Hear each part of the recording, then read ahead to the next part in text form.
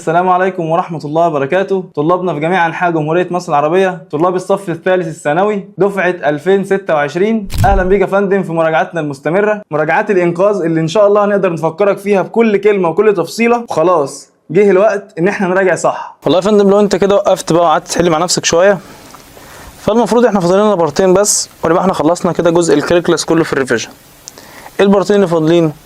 أنا كنت قلت لك ان احنا عندنا الصفات بتاعه الفانكشن دي تنقسم الى 6 حاجات. مش احنا لما اتكلمنا على قلنا صفات الفانكشن، قلنا في حاجه اسمها increasing interval او الانكريز فين، حاجه اسمها الديكريز والكريتيكال ايه بوينت، وده اللي احنا قعدنا ايه نتكلم فيهم ونرغي بقالنا حوالي ساعتين في الجزء اللي كان اللي فات.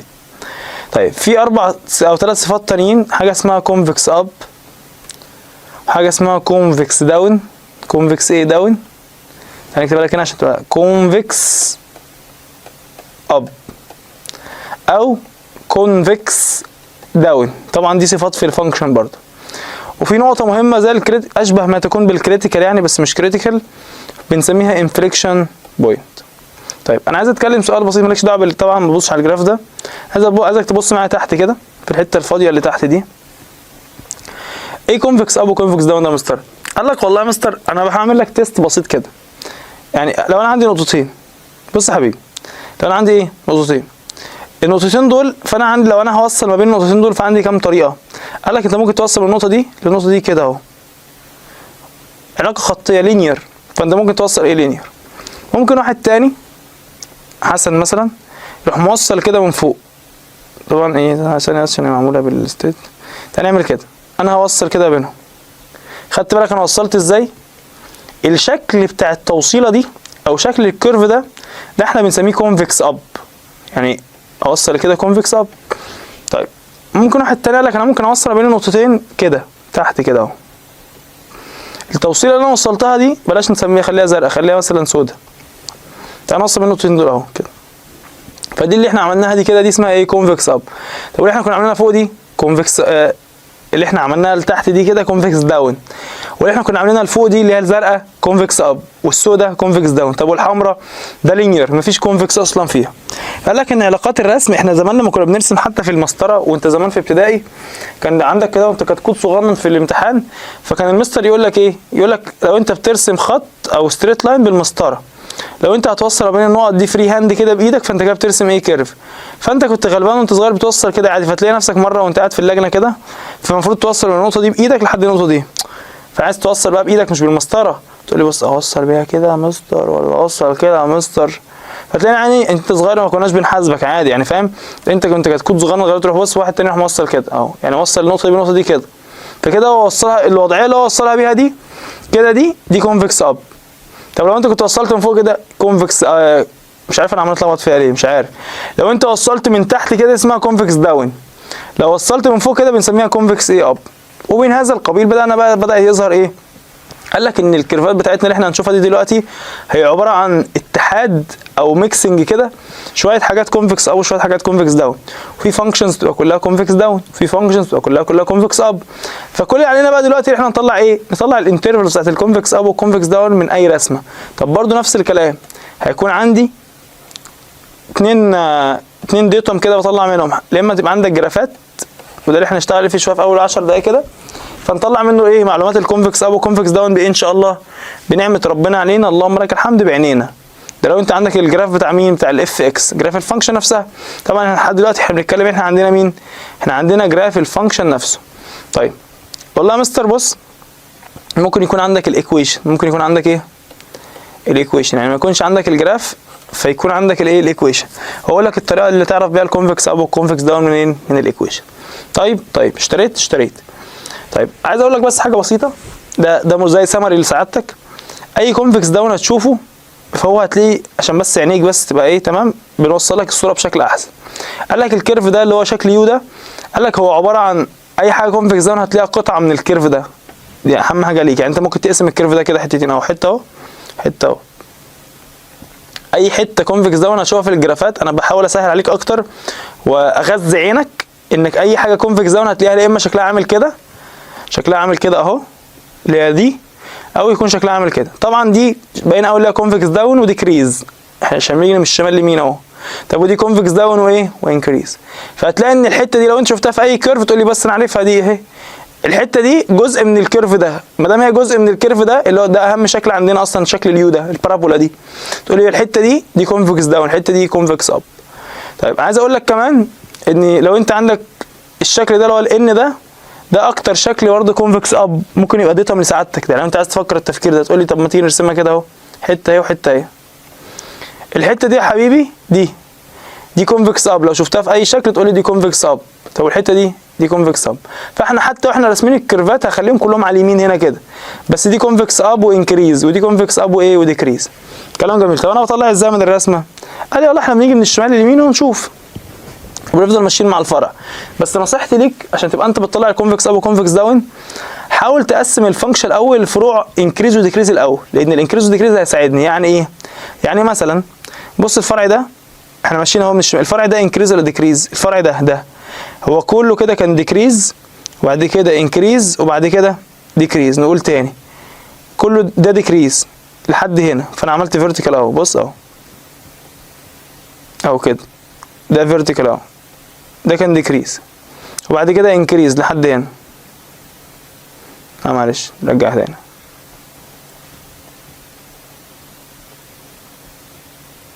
بعد كده يا مستر الحته دي كده اهي بص دي لحد هنا كده انكريز بعد كده دي ديكريز. فتقول لي بص احنا ممكن انا قسمتها ايه؟ طب انت بتطلع الكونفكس اب والكونفكس داون مركز ليه مع الانكريز وديكريز؟ عشان اقسم الفانكشن فروع. عشان اقسم الفانكشن ايه؟ فروع. عشان ابص على الفانكشن فرع بحيث ابص تقول لي مثلا الفرع ده كله فرع ايه؟ فرع ديكريز وكونفكس داون او كونفكس اب، فاهم؟ عشان بس نميكس ما بين الاثنين عشان نتعود نطلع الاثنين مع بعض. تقول لي طب بص كده يا مستر الفرع اللي قدامي ده اهو، ده اللي نازل ده احنا ماسكين الفرع ده دلوقتي اهو، مش هنكتب بقى انترفال للديكريز ولا حاجه، بس انا عايز اقول لك بص ده كده ده ديكريز. طب ديكريز واب ولا ديكريز وداون؟ تقول لي استنى بس الحته دي شبه انهي حته من الاربعه؟ شبه دي ولا شبه دي ولا شبه دي؟ تقول لي دي هي دي صح؟ مش دي هي دي؟ هي بالظبط. فيبقى دي كده كونفكس داون، يبقى دي كده داون كونفكس داون. طب تعالى على الفرع ده، خلي بالك في فروع خبيثه جدا ممكن يبقى فيها حاجتين كونفكس اب وكونفكس داون زي اللي جاي ده. بص كده ده اهو، ده بص شكله عامل ازاي. لو انت جيت ركزت بص كده امشي معايا، كل ده كده دي كلها كده لحد ما وصل للاوريجن، دي كلها الحته دي كده دي السودا اللي انا سويتها دي شبه شبه اللي تحت دي. فتقول لي لحد هنا دي كده الحته دي كده كونفكس داون. طب بعد الزيرو بص يعني لو انا مشيت كده معاه بعد الزيرو هنا في الحته دي كده، لا دي لا، الحته دي لا، دي امال دي ايه يا مستر؟ دي الحته دي شبه دي كده اهي، دي شبه مين؟ دي شبه دي اهي، يبقى كونفكس اب. خلي بالك انا همسح لك عشان ما تتلخبطش مني اهو، انا عندي بس 4 حاجات اهو، في 4 حاجات داون وداون اهو، وبعد كده اب واب اللي هو الجزئين بتوع دول، خلي دول قدام عينك. عايز تخلي الاثنين دول بس حط كده شرطه هنا وهنا براحتك، عايز تحط ال4 اشكال بتوعهم كده متقسمين براحتك زي ما تحب. انا بقول لك ان الحته اللي عندي دي هنا دي الحته دي اللي هي من 0 ل1 دي هي شبه دي بالظبط، شبه الحته دي كده. فدي الحته دي ايه؟ اب. الحته الصغنطوطه دي اب. طب وبعد كده الحته دي كلها اللي هي دي اللي نازله دي برضو ايه؟ كونفكس اب. دي شبه دي شبه دي، فدي كونفكس اب. تقول لي يبقى هنا كونفكس اب. فاحنا كده بناء عليه طلعنا الايه؟ الانترفال بتاعت الكونفكس اب والكونفكس داون. وليه الحته دي كلها لحد هنا كونفكس داون. دي اللي هي منين لفين؟ من نيجاتيف انفينيتي لحد الزيرو. دي كانت كونفكس ايه؟ كونفكس داون. طب وبعد كده من الزيرو لحد الانفينيتي دي كانت كونفكس ايه؟ كونفكس اب. فبقى الحته دي ممكن امسح لك بقى اللي كان موجود على الرسم ده اهو عشان ترجع تبص تاني اهو. انا ما بطلعش انكريز وديكريز، انا عايز اطلع انكريز وديكريز طلعها زي ما كنا بنطلعها المره اللي فاتت في الجرافات. انا مركز على الكونفكس اب والداون بس بستغل فروع الانكريز والديكريز عشان اعرف الفرع ده كله كان ديكريز وكان كله كونفكس داون، الفرع ده كله، والفرع ده كله اللي هو ده الاخير ده كان كله ديكريز برضو كونفكس ايه؟ داون، كونفكس اب اسف. الفرع اللي في النص ده كان كله انكريز، بس كانت حته فيه داون اللي هي الحته اللي تحت دي، والحته اللي فوق دي كانت ايه؟ كانت اب. ماشي يا مستر معايا؟ تمام. اللي بعده بص بقى، ده من غير ما تبص كده عليه اهو، كله باين قوي كله كونفكس ايه، هو كله شبه ده اصلا، هو ده. فالحته دي داون اهي، والحته دي داون، فتقول لي بدا ايه؟ من نيجاتيف انفينيتي لحد انفينيتي، ها كونفكس ايه؟ داون. مالكش دعوه باللي مكتوب فوق ده، اعتبر احنا انا قلت لك اي حاجه دي رسومات الاف اكس، معلش دي بس حاجه نسي يشخبطوا عليها. دي رسمه الاف اكس، فدي كلها ايه؟ اهي نازله ونازله، نازله ونازله، فكلها كونفكس ايه يا مستر؟ كونفكس ايه؟ داون ان شاء الله، كلها كونفكس داون. ماشي؟ مش محتاجه دي بقى، فدي تبص عليها كلها كونفكس ايه؟ داون. دي رسمه الاف اكس. ماشي؟ طيب تعالى على دي برضو، دي رسمه الاف اكس، مالكش دعوه بده. الفانكشن دي بقى دي غريبه شويه. ليه؟ هنطلع الكونفكس اب وكونفكس داون. تعالى بس نستغل اللي هي الفروع. ده فرع اهو صح؟ كل ده انكريز لحد النقطه دي. طب استنى، هو انكريز ده كله انكريز اهو، فتعمل خط فيرتيكال هنا كده اهو. بعد كده كل ده ديكريز لحد النقطه دي، تعمل خط فيرتيكال هنا تاني اهو. بعد كده كل ده انكريز اهو، ماشي؟ كل ده انكريز اهو، رحت عملت خط فيرتيكال تاني هنا اهو، انكريز اهو. تعالى خلينا هنا. وبعد كده كل ده ايه؟ ديكريز. فتيجي تقول لي كده مستر دي اول حاجه دي انكريز، ماشي؟ الحته دي انكريز، انا مش بركز قوي. دي ديكريز ودي انكريز ودي ديكريز. طب انت ليه بتقسم الانكريز والديكريز ده؟ عشان بس هي الانكريز والديكريز ده بيديني ايه؟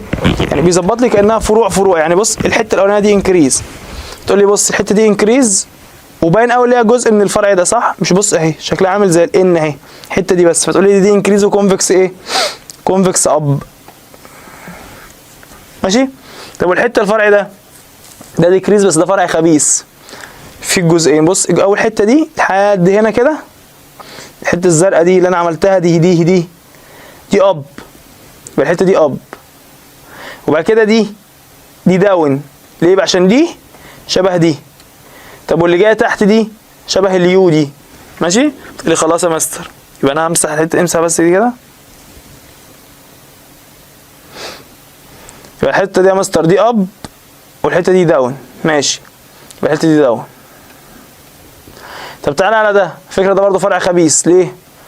بص لحد هنا كده اهي دي داون، دي كونفكس داون، وبعد كده كونفكس اب لحد اللي هي 2.5 دي. يبقى الحته دي برضو ايه؟ داون ودي اب. طب بعد كده الحته دي كلها دي اب.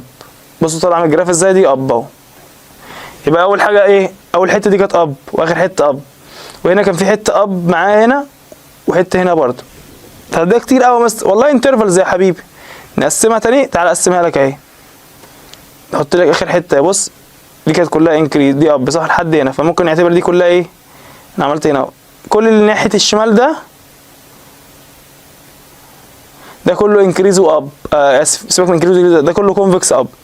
طب وبعد كده الحته دي هقسمها لك تاني اهو. هات حته سودا كده اهو، تعالى هنا كده، الحته دي داون. ماشي؟ واللي بعدها ده برضو داون، فتعالى نديها حته واحده بقى. يعني الحته دي داون اهي، وكده داون برضو لحد النقطه دي، يعتبر لحد النقطه دي كده اهي، يعتبر مثلا 2.5. وبعد كده كل ده اب، فتقول لي بقى الحته دي كلها كونفكس ايه؟ دي كلها كونفكس اب من نيجاتيف انفينيتي لحد 0. بعد كده من 0 لحد 2.5 كل ده داون اهو. بص الشكل عامل ازاي اهو، كل ده داون كونفكس داون. بعد كده الحته دي كلها دي اب ودي اب برضه، فدي كونفكس ايه؟ اب. يبقى كده الاب من في مكانين ايه؟ من نيجاتيف انفينيتي لحد 0 يونيون، من 2.5 لحد ايه؟ انفينيتي. ومن 0 ل 2 او من 0 ل 2.5 دي كونفكس داون. كلام جميل، كلام جميل. اللي بعده طبعا دي سهله جدا. لو انت جيت ركزت كده الحته دي باين اول ان دي اب، وبعد كده دي اب، وبعد كده دي داون. باين اول ان دي يعني ارسم ادي الاب وادي الداون اهو. الحته دي شبه مين؟ شبه الحته دي. وبعد كده نزل برضو اب اهو، نزل كده اهو. الحته دي كلها كده دي اب. فانا رحت جاي راسم ايه، هو راسم كده خط اهو هنا كده اهو.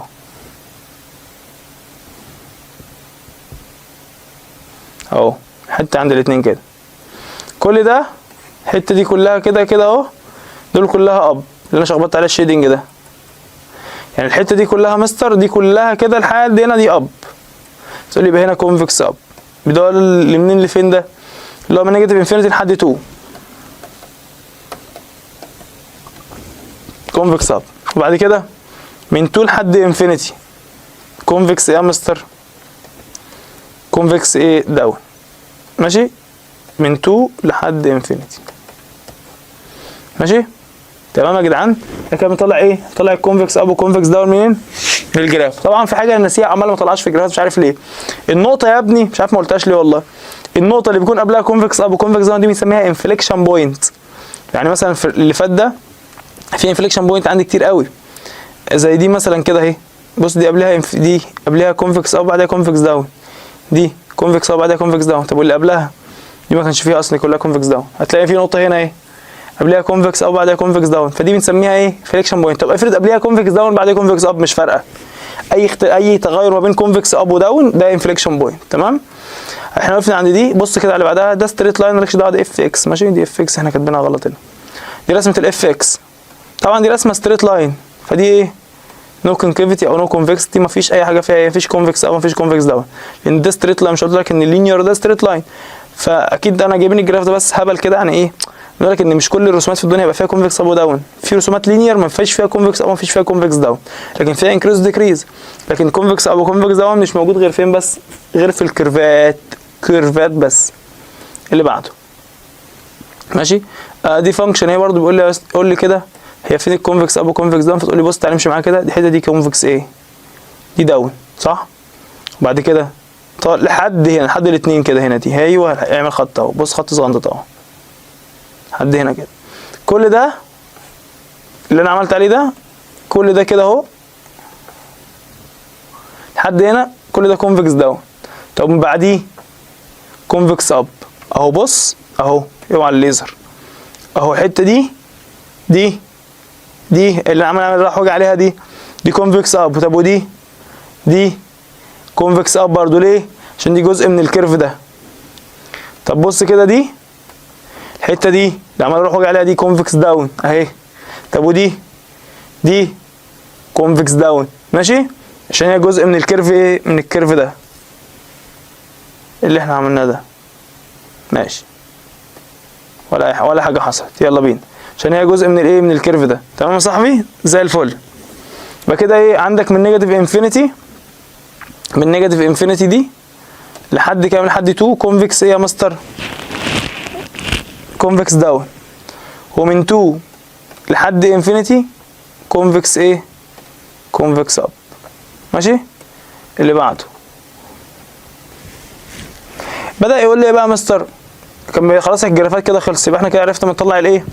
الكونفكس اب والكونفكس داون ازاي من الجرافات.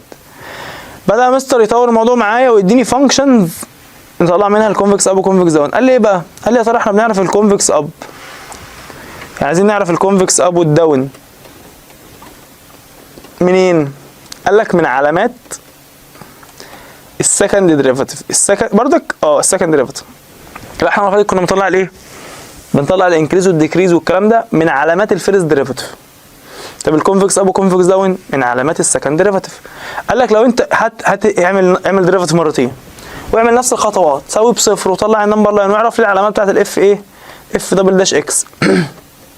ادي السكند ديريفاتيف كده. قول لي فين السكند ديريفاتيف بوزيتيف وفين ايه؟ وفين نيجاتيف. السكند ديريفاتيف فين بوزيتيف وفين نيجاتيف. لو علامات السكند ديريفاتيف بوزيتيف فدي معناها كونفكس داون. طب لو علامات السكند ديريفاتيف بوزيتيف نيجاتيف يبقى كونفكس ايه؟ كونفكس اب. ماشي يا مستر؟ فكده علامات السكند ديريفاتيف هقدر احدد منها كونفكس اب وكونفكس داون، وطبعا ليهم علاقه ببعض، بس ايه احنا قلنا في اخر الفيديو بقول لك ايه العلاقه بتاعت الحاجات دي، يعني ليه ربطنا بين السكند ديريفاتيف وبين الكونفكس اب والداون هقول لك، وليه لما يكون الكونفكس اب بوزيتيف بقى الكونفكس داون هقول لك برضه. ماشي تمام، يلا بينا همسح كده وتعالى ناخد اكزامبل حصري على الفانكشن الهبله دي. بيقول لي اف اكس بتساوي اكس باور 3 ماينس 3 اكس سكوير بلس 2. طبعا هو ما بيسالنيش على الانكريز والديكريز، ما تقوليش اعمل فيرست ديريفاتيف يساوي بزيرو، لا فكك خش اعمل ديريفاتيف مرتين على طول بقى اللي في الجيب. بس طبعا لازم اعدي على الفيرست ديريفاتيف، بس انا اف داش اكس بتساوي 3 اكس باور 2 ماينس 6 اكس. ماشي ارزع لي يلا الديريفاتيف الثاني على طول بعديه، يلا ننزل بيبقى اسمها 6 اكس ماينس 6 بس. الحمد لله ده السكند ديريفاتيف اهو. يلا هات لي بقى علامات السكند ديريفاتيف، علامات الايه السكند ديريفاتيف. طب دي بتتجاب ازاي دي؟ لا ده احنا هقول لك دكتوراه فيها بقى. هناخد السكند ديريفاتيف نساويه بزيرو ونحل، يبقى 6 اكس ايكوال 6 تروح الناحيه الثانيه بالايه، ده فيرست ديجري يتحل عادي، يبقى 6 تروح الناحيه الثانيه بالبوزيتيف، يبقى الاكس بكام؟ بواحد. اعمل نمبر لاين حط عليه الواحد، خد رقم قبل الواحد رقم بعد الواحد، رقم قبل الواحد اللي هو ايه وليكن زيرو، تعوضي فين؟ في السكند ديريفاتيف. خد يلا مستر عوض هنا 6 في صفر صفر، صفر ناقص 6 نيجاتيف 6 يعني نيجاتيف اهو، دي علامات هنا كده ايه يبقى نيجاتيف. طب خد رقم بعد الواحد وليكن 2 او 3، 2 مثلا، 6 في 2 12، 12 ناقص 6 بوزيتيف 6 يبقى هنا بوزيتيف. فهنا معناها ايه بقى الحته دي؟ هنا السكند ديريفاتيف بوزيتيف وهنا السكند ديريفاتيف نيجاتيف. تمام؟ انا قلت لك لما يكون السكند ديريفاتيف نيجاتيف تعملي تحتيها كونفكس اب وش زعلان كده. طب لما يكون سكند ديريفاتيف بوزيتيف تعملي ايه؟ كونفكس داون وش بيضحك كده، كونفكس داون دايما وش بيضحك، كونفكس اب وش زعلان. طيب هو عايز ايه بقى في السؤال ده؟ عايز يعرف الكونفكس اب ايه فين؟ في كونفكس اب تقول له من نيجاتيف انفينيتي لحد 1 الحته دي، من نيجاتيف انفينيتي لحد 1 اللي هي دي رقم بي. اللي بعده نفس الكلام هنا طب ارجع معلش ارجع كده عايز اقول حاجه. طبعا دي ايه؟ هتقول لي ات اكس احنا عايزين نجيب نقطه، ففي نقطه اسمها 1 وواي دي عندها انفليكشن بوينت. ليه؟ عشان قبلها كونفكس اب وبعديها كونفكس داون. طب اجي اكمل النقطه منين؟ من الفانكشن الاصليه. ارجع اقعد هنا بواحد يبقى 1 باور 3 ماينس 3 تايمز 1 باور 2 وهكذا تطلع ايه النقطه الانفليكشن بوينت. السؤال اللي بعده هو عايز الانفليكشن بوينت بقى، هو عايز الايه؟ الانفليكشن بوينت. يبقى انا لازم محتاج اجيب الكونفكس اب والكونفكس داون. تعالى اجيبهم. قال لك اف اكس بتساوي، طبعا دي كلها فانكشنز بولينوميال في الدومين بتاعها ار. ما دام ما اتكلمتش على الدومين يا جماعه يبقى كده الدومين ار على طول. الفانكشن اسمها ايه؟ اكس باور 3 ماينس 3 اكس ماينس 1. تمام؟ يلا يا مستر اعمل لها ديريفاتيف. احنا هنجيب السكند ديريفاتيف على طول عشان نجيب الكونفكس اب والكونفكس داون. يبقى 3 اكس باور 2 ماينس 3. ماشي؟ ده الفيرست ديريفاتيف. لا انا عايز السكند، يبقى اف داش اكس تساوي 6 اكس بس. يلا خد الفيرست سكند ديريفاتيف ده ساوي بزيرو، يبقى 6 اكس ايكوال 0. يعني الاكس بكام؟ بزيرو. الحمد لله اكس بزيرو. فعملت نمبر لاين حطيت عليه الزيرو، حته قبليه وحته بعديه. الرقم لما يكون قبليه ده اهو، خد اي رقم قبليه نيجاتيف 6 تايمز نيجاتيف 1 اهو، 6 تايمز نيجاتيف 1 ب نيجاتيف 6 يبقى هنا نيجاتيف نيجاتيف نيجاتيف نيجاتيف. خد رقم بعديه اللي هو 6 باي 1 يبقى 6 مثلا، يبقى بوزيتيف بوزيتيف بوزيتيف بوزيتيف. لما تكون العلامه ايه؟ نيجاتيف ده معناها كونفكس اب زعلان، طب معناها بوزيتيف يبقى كونفكس داون ايه؟ مبسوط. فكده معناها ان الزيرو دي فعلا دي انفليكشن بوينت، بس كملها ما تقوليش ايه الزيرو بس وتسكت. زيرو حاجه اجي اكملها منين؟ من الفانكشن الاصليه. احط مكان اكس زيرو وكان دي زيرو يطلع لي ايه؟ زيرو نيجاتيف 1. يبقى النقطه اللي هي رقم بي دي الانفليكشن بوينت بتاعتي. تمام؟ فانا عوضت بايه؟ عوضت بالزيرو هنا في الفانكشن دي. خلاص احنا حطينا الايه؟ الزيرو على النمبر لاين، عوضنا الرقم قبليه طلع نيجاتيف، عوضنا الرقم بعديه طلع بوزيتيف، فيبقى كده ده كونفكس اب زعلان، كونفكس داون فرحان. وخدنا الزيرو بقى عشان احنا كده عرفنا ان دي هنا في انفليكشن بوينت، بس عايزين نكملها. خدنا الزيرو عوضنا بقى هنا في الفانكشن دي في الفانكشن الاصليه عشان نكمل النقطه. 0 باور 3 ماينس 3 تايمز 0 ماينس 1 هيديني ايه؟ نيجاتيف 1. فيبقى النقطه اسمها 0 ونيجاتيف 1. اللي بعده مدينا مستر فانكشن فيها ايه؟ فانكشن فيها فراكشن. هو بيسالني على ايه يا مستر؟ بيسالني على الكونفكس اب والكونفكس ايه داون. بيسالني على ايه؟ على الكونفكس اب والكونفكس داون. طبعا انا اول حاجه لازم اجيب الدومين، بس الناس سالني على الكونفكس اب والكونفكس داون فانا اعمل ديريفاتيف مرتين واخلع بسرعه. الدومين ايكوال يا مستر؟ ايكوال ار اكسبت الرقم اللي بيخلي الدينومينيتور زيرو. هو تحت فيه اكس صح؟ الفانكشن هي اسمها اف اكس تساوي اكس بلس 1 على اكس.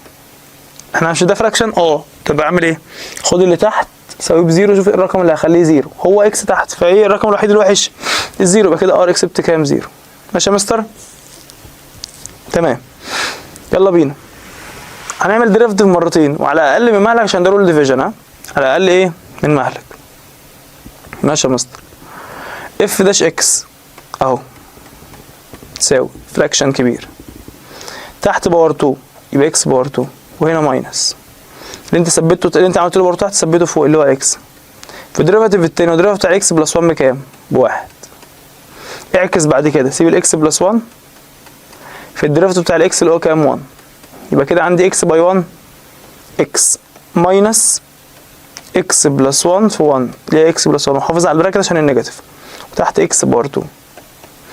اكس ماينس اكس النيجاتيف هيخش هنا ويخش هنا، يبقى اسمها اكس ماينس اكس ماينس 1 على اكس باور 2. فهتلاقي الديريفيتيف ايه بقى يا مستر؟ اكس هتروح مع اكس يبقى ده نيجاتيف 1 اوفر اكس سكوير. ده مين؟ احنا لسه ده الفيرست ديريفيتيف، احنا عايزين نجيب السكند ديريفيتيف. فممكن تقول لي كده ان ايه؟ ان نيجاتيف 1 في اكس باور 2 ممكن نسيبها نيجاتيف اكس ولا نيجاتيف 2 كده. ماشي؟ جود. اعمل ديريفيتيف تاني ليها يبقى اف دبل داش اكس، نزل الباور نقص منه واحد فهي نيجاتيف اهي، في نيجاتيف 2 اكس نقص من الباور واحد يبقى نيجاتيف 3. انا نزلت الباور ونقصت منه واحد اهي، فيبقى اسمها ايه بقى؟ نيجاتيف 2 على اكس باور 3 نزلتها تاني تحت. ده مستر ايه؟ ده السكند ديريفيتيف. لو انت خدت بالك انا عملت ديريفيتيف مرتين اهو، مفيش مشكله خالص. عايز تاخده سكرين خده، انا همسح الكلام ده عشان اسويه بصفر. يلا برده نفس الكلام يا مستر. لو انت طلع معاك السكند ديريفيتيف اللي هو 2 اوفر اكس باور 3، لقيت السكند ديريفيتيف فراكشن، مره تعمل ايه؟ مره تساويه بزيرو ومره تساويه 1 اوفر 0. نفس القصه دي. طبعا هنا مش تفرق قوي، بس عموما بدل طلع معاك فراكشن يبقى لازم يتساوي مره يتساوي بزيرو ومره بايه؟ ب 1 اوفر 0. ماشي؟ يلا اهو يبقى اسمها 2 على اكس باور 3 بتساوي 0 اوفر 1.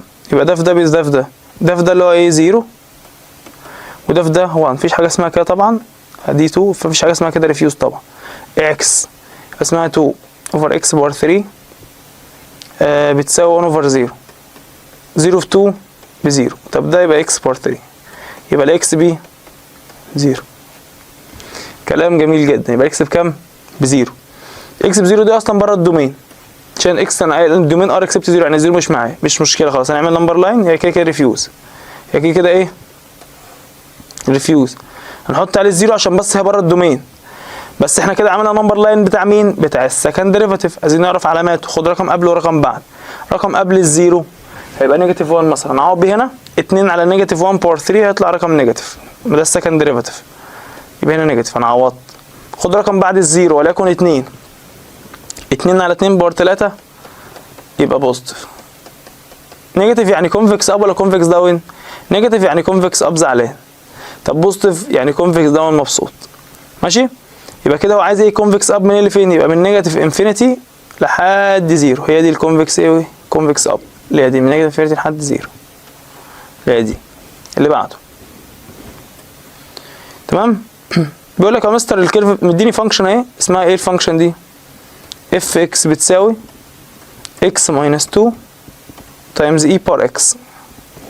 عايز يعرف الكونفكس داون فين. فكل قصتي برضه يا مستر عايز اجيب السكند ديريفيتيف، هعدي على الفيرست ديريفيتيف بسرعه واخش على السكند ديريفيتيف واساويه بصفر وبتاع. فانت واخد بالك انا جبت لك سؤالين عاديين بولينوميال، بعد كده سؤال فراكشن، وبعد كده سؤال في اي بار اكس.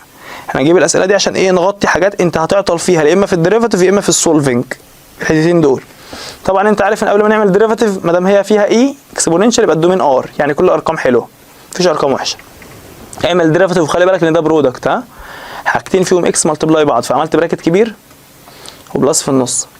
الاول زي ما هو اكس ماينس 2، في ديريفيتيف الثاني ديريفيتيف اي باور اكس نفس الاي في ديريفيتيف الباور اللي هو 1. خلاص كده. بعد كده اكس الثاني زي ما هو في ديريفيتيف الاول، ديريفيتيف بتاع اكس ماينس 2 ديريفيتيف الاكس 1 وديريفيتيف ال 2 0. فخلاص واحد في الملتبلاي يفضل زي ما هو. فده كده الايه؟ السكند ديريفيتيف، الفيرست ديريفيتيف اسف. فعايزين نجيب بقى السكند ديريفيتيف. يلا نجيب السكند ديريفيتيف ازاي يا مستر؟ تقول لي بقى حاجتين اهو، هنعمل ديريفيتيف لده تاني ديريفيتيف لده تاني. لو انت خدت بالك يا مستر بالراحه بس بالراحه يا عاقل، مش هو ده هو كان الفانكشن اصلي اصلا لما نيجي نعملها ديريفاتيف هيطلع نفس اللي احنا كاتبينه ده تاني.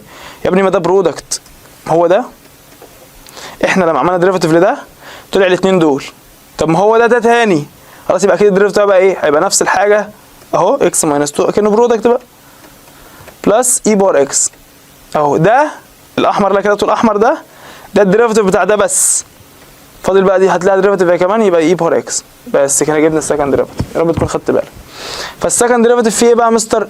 اكس ماينس 2 في اي بار اكس بلس اي بار اكس بلس اي بار اكس. في كام اي بار اكس عندك؟ 2. فممكن نعمله سمبليفاي شويه، ده سبتها زي ما هي اهي، اي بار اكس بلس اي بار اكس يبقى 2 اي بار اكس. انا عايز اعمل ايه بقى؟ ده السكند ديريفاتيف اهو، عايز تاخدها سكرين خدها لان انا غالبا هي همسح كل ده، بس تعالى بس نساوي بصفر. لو سويته بصفر تقول لي اساوي بصفر واعمل ايه؟ هاخد الاي بار اكس اتش سي اف عشان اساوي بصفر فاخد الاي بار اكس كده اتش سي اف اي بار اكس. لما اخدها اتش سي اف عشان احل بقى هتاخدها من هنا يتبقى عندي ايه؟ اكس ماينس 2 من الاول. لما خدت الاي بار اكس من هنا يتبقى اكس ماينس 2، لو خدت اي بار اكس من هنا يتبقى ايه؟ هيتبقى 2. كل الكلام ده يا مستر كل الكلام ده ايكوال 0، كل الكلام ده ايه؟ ايكوال 0. يبقى اي بار اكس في اكس ماينس 2 بلس 2 اللي هو اكس ايكوال 0. حاجتين ملتبلاي بعض ايكوال 0، فيبقى اما اي بار اكس ايكوال 0 او اكس ايكوال 0. دي اما ايكوال 0 يا اما دي ايكوال 0. سولفينج اي بار اكس ايكوال 0 دي ريفيوز بقى لنا 3 سنين بنقول عليها، مفيش حاجه نعمل لها باور، مفيش اي، مفيش حاجه نحطها في الباور للاي تدي الناتج 0. طب اكس باور 0 اكس ب 0 دي معايا بس. امسح بقى كل الكلام ده اعمل نمبر لاين بقى. همسح الكلام اللي فوق ده اهو واعمل نمبر لاين هنا. ده السكند ديريفاتيف اهو، حط عليه 0، خد رقم قبل 0 رقم بعد 0. هقعد فين؟ هعوض في السكند ديريفاتيف اللي هو ده السكند ديريفاتيف اهو. لو انت خدت رقم 1 عوضت بيه هنا، فواحد ده هيطلع لك كده، تكتب هنا 1 يبقى هنا نيجاتيف اي بار اكس. الكالكوليتور يا عم، انا هقعد بدماغي ليه يا عم على الكالكوليتور. يبقى 1 ماينس 2 اهو 1 ماينس 2. عوضت مكان كل اكس بكام؟ 1 ملتبلاي اي باور 1 بلس 2 اي باور 1 اهو، طلع لي 2.77 رقم بوزيتيف. يبقى كده ايه؟ بوزيتيف. خد رقم قبل الزيرو، مش شرط يا صديقي يبقى ايه؟ يبقى نيجاتيف، اتاكد بس يا صاحبي اهو، طلع رقم نيجاتيف فعلا. ماشي، نيجاتيف يعني ايه؟ يعني علامات السكند ديريفاتيف هنا نيجاتيف وهنا علامات السكند ديريفاتيف بوزيتيف. نيجاتيف يعني كونفكس اب زعلان، بوزيتيف يعني كونفكس اب فرحان، كونفكس داون فرحان. هو عايز ايه هنا؟ قال لي كونفكس داون منين لفين؟ يبقى من 0 الى انفينيتي. يبقى هنا الحل من 0 لايه؟ لانفينيتي. تمام؟ يا رب تكون واخد بالك من اللي احنا بنعمله ده، عشان ايه؟ السؤال مش صعوبته في الديريفاتيف على قد ما صعوبته في السولفنج وانك تعمل نمبر لاين وكده. لو حد عنده اي مشكله في ده عادي اسال فيها، مفيش اي مشكله. اللي بعده ده مستر قال لي ايه؟ رجعني للسؤال اللي احنا كنا بنحل عليه في الانكريز والديكريز. خلي بالك، قال لي if the point 1 و 2 inflection point، تعرف تجيب لي الكيب كام؟ يا ابني ما هي inflection point. خلي بالك هو مديني ايه؟ ان لو انت ركزت راس السؤال ده مش الفانكشن، دي الفيرست ديريفاتيف. قال لي الاف داش اكس بيساوي 4x بار 3 ماينس كي اكس بار 2، دي الفيرست ديريفاتيف. وقال لي ايه بقى؟ قال لي خلي بالك، انا تعالى نجيب السكند ديريفاتيف تحتها على طول كده. تعالى نجيب الديريفاتيف اللي دي كده يبقى اسمها ايه؟ 12x بار 2، نزلت البار من اصل من 1 ماينس، تسيب الكي زي ما هي ده كونستانت، اعمل ديريفاتيف للاكس سكوير، تسيب الكي في حالها، اعمل ديريفاتيف للاكس سكوير هيبقى ايه؟ 2kx عشان الديريفاتيف بتاع اكس سكوير 2x. طيب هو قايل لي ايه بقى؟ قال لي في نقطه اسمها 1 و2 دي انفليكشن. يبقى النقطه اول درجه استفادتها ما دام قال دي نقطه وانفليكشن، بقى استفدنا حاجتين. ايه اللي استفدناه؟ لما الاكس كانت ب1 الواي كانت ب2، ده اولا. ولما الاكس كانت ب1 ما دام هي انفليكشن يبقى السكند ديريفاتيف عندها ب0. عشان قلنا انفليكشن يبقى اول حاجه احنا عارفين من قبل كده الكريتيكال يبقى الفيرست ديريفاتيف هو اللي ب0 عندها. طب قال لي انفليكشن يبقى عند الاكس بتاعتها بس السكند ديريفاتيف ب0. ده غير ان في معلومه اصلا جاهزه اللي هي ايه؟ اكس ب1 ايه الواي ب2. والله انا اشوف ايه يعني، انا كده هستخدم دي بقى، يعني عشان انا عندي سكند ديريفاتيف ما عنديش اصلا الفانكشن اصليه، هو كان مديني الديريفاتيف على طول، فده ما زعلنيش. تقول انا ممكن استخدم المعلومه دي. لما الاكس بواحد احط مكان في السكند ديريفاتيف هنا الاكس بواحد، واشيل السكند ديريفاتيف احط مكانه 0، يبقى اسمها 12 1 باور 2 ماينس 2 تايمز كي تايمز 1. حطيت مكان كل اكس، مالكش دعوه بالكي، يبقى انا حطيت مكان كل اكس 1 واشيل السكند ديريفاتيف احط مكانه كام 0 عشان دي انفليكشن بوينت. 12 تايمز 1 باور 2 يبقى 12. 2 ماينس 2 كي عشان في 1 ايكوال 0. من هنا طبعا تودي ممكن نودي 2 كي هناك، يبقى 2 كي ايكوال 12، يعني الكي بكام؟ ب 6 عشان هودي 2 بالديفايدد.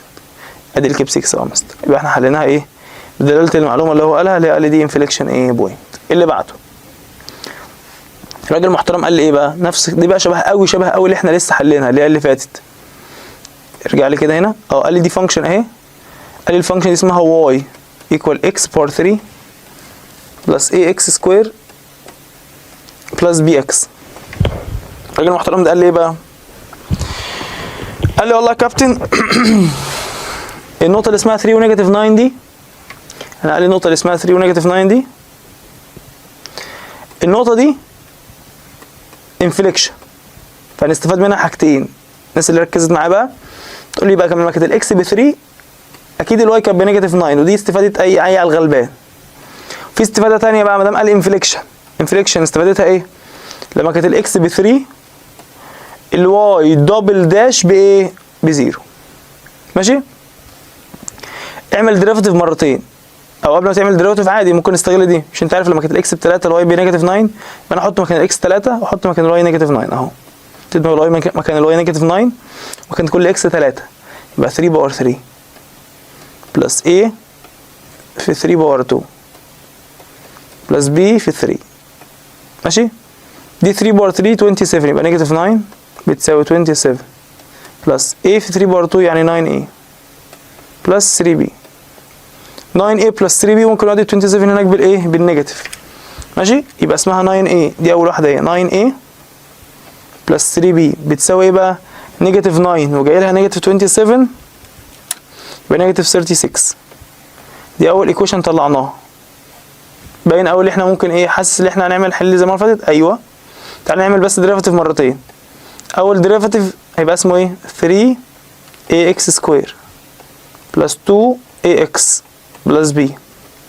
تعال نعمل ديريفاتيف تاني، يبقى y دبل داش اهو 6ax نزلت الباور بلس 2a والبي خلاص راحت. مش ده الديريفاتيف التاني؟ ايوه. انا عارف بقى لما كانت الاكس ب 3 السكند ديريفاتيف عندها بواي ايه؟ السكند ديريفاتيف بيكون بزيرو، يعني احط مكان الاكس 3 يبقى 6 في a تايمز 3. ثانيه كده احنا في حاجه عكناها، المفروض نعمل معلش يا جدعان سرحت بس.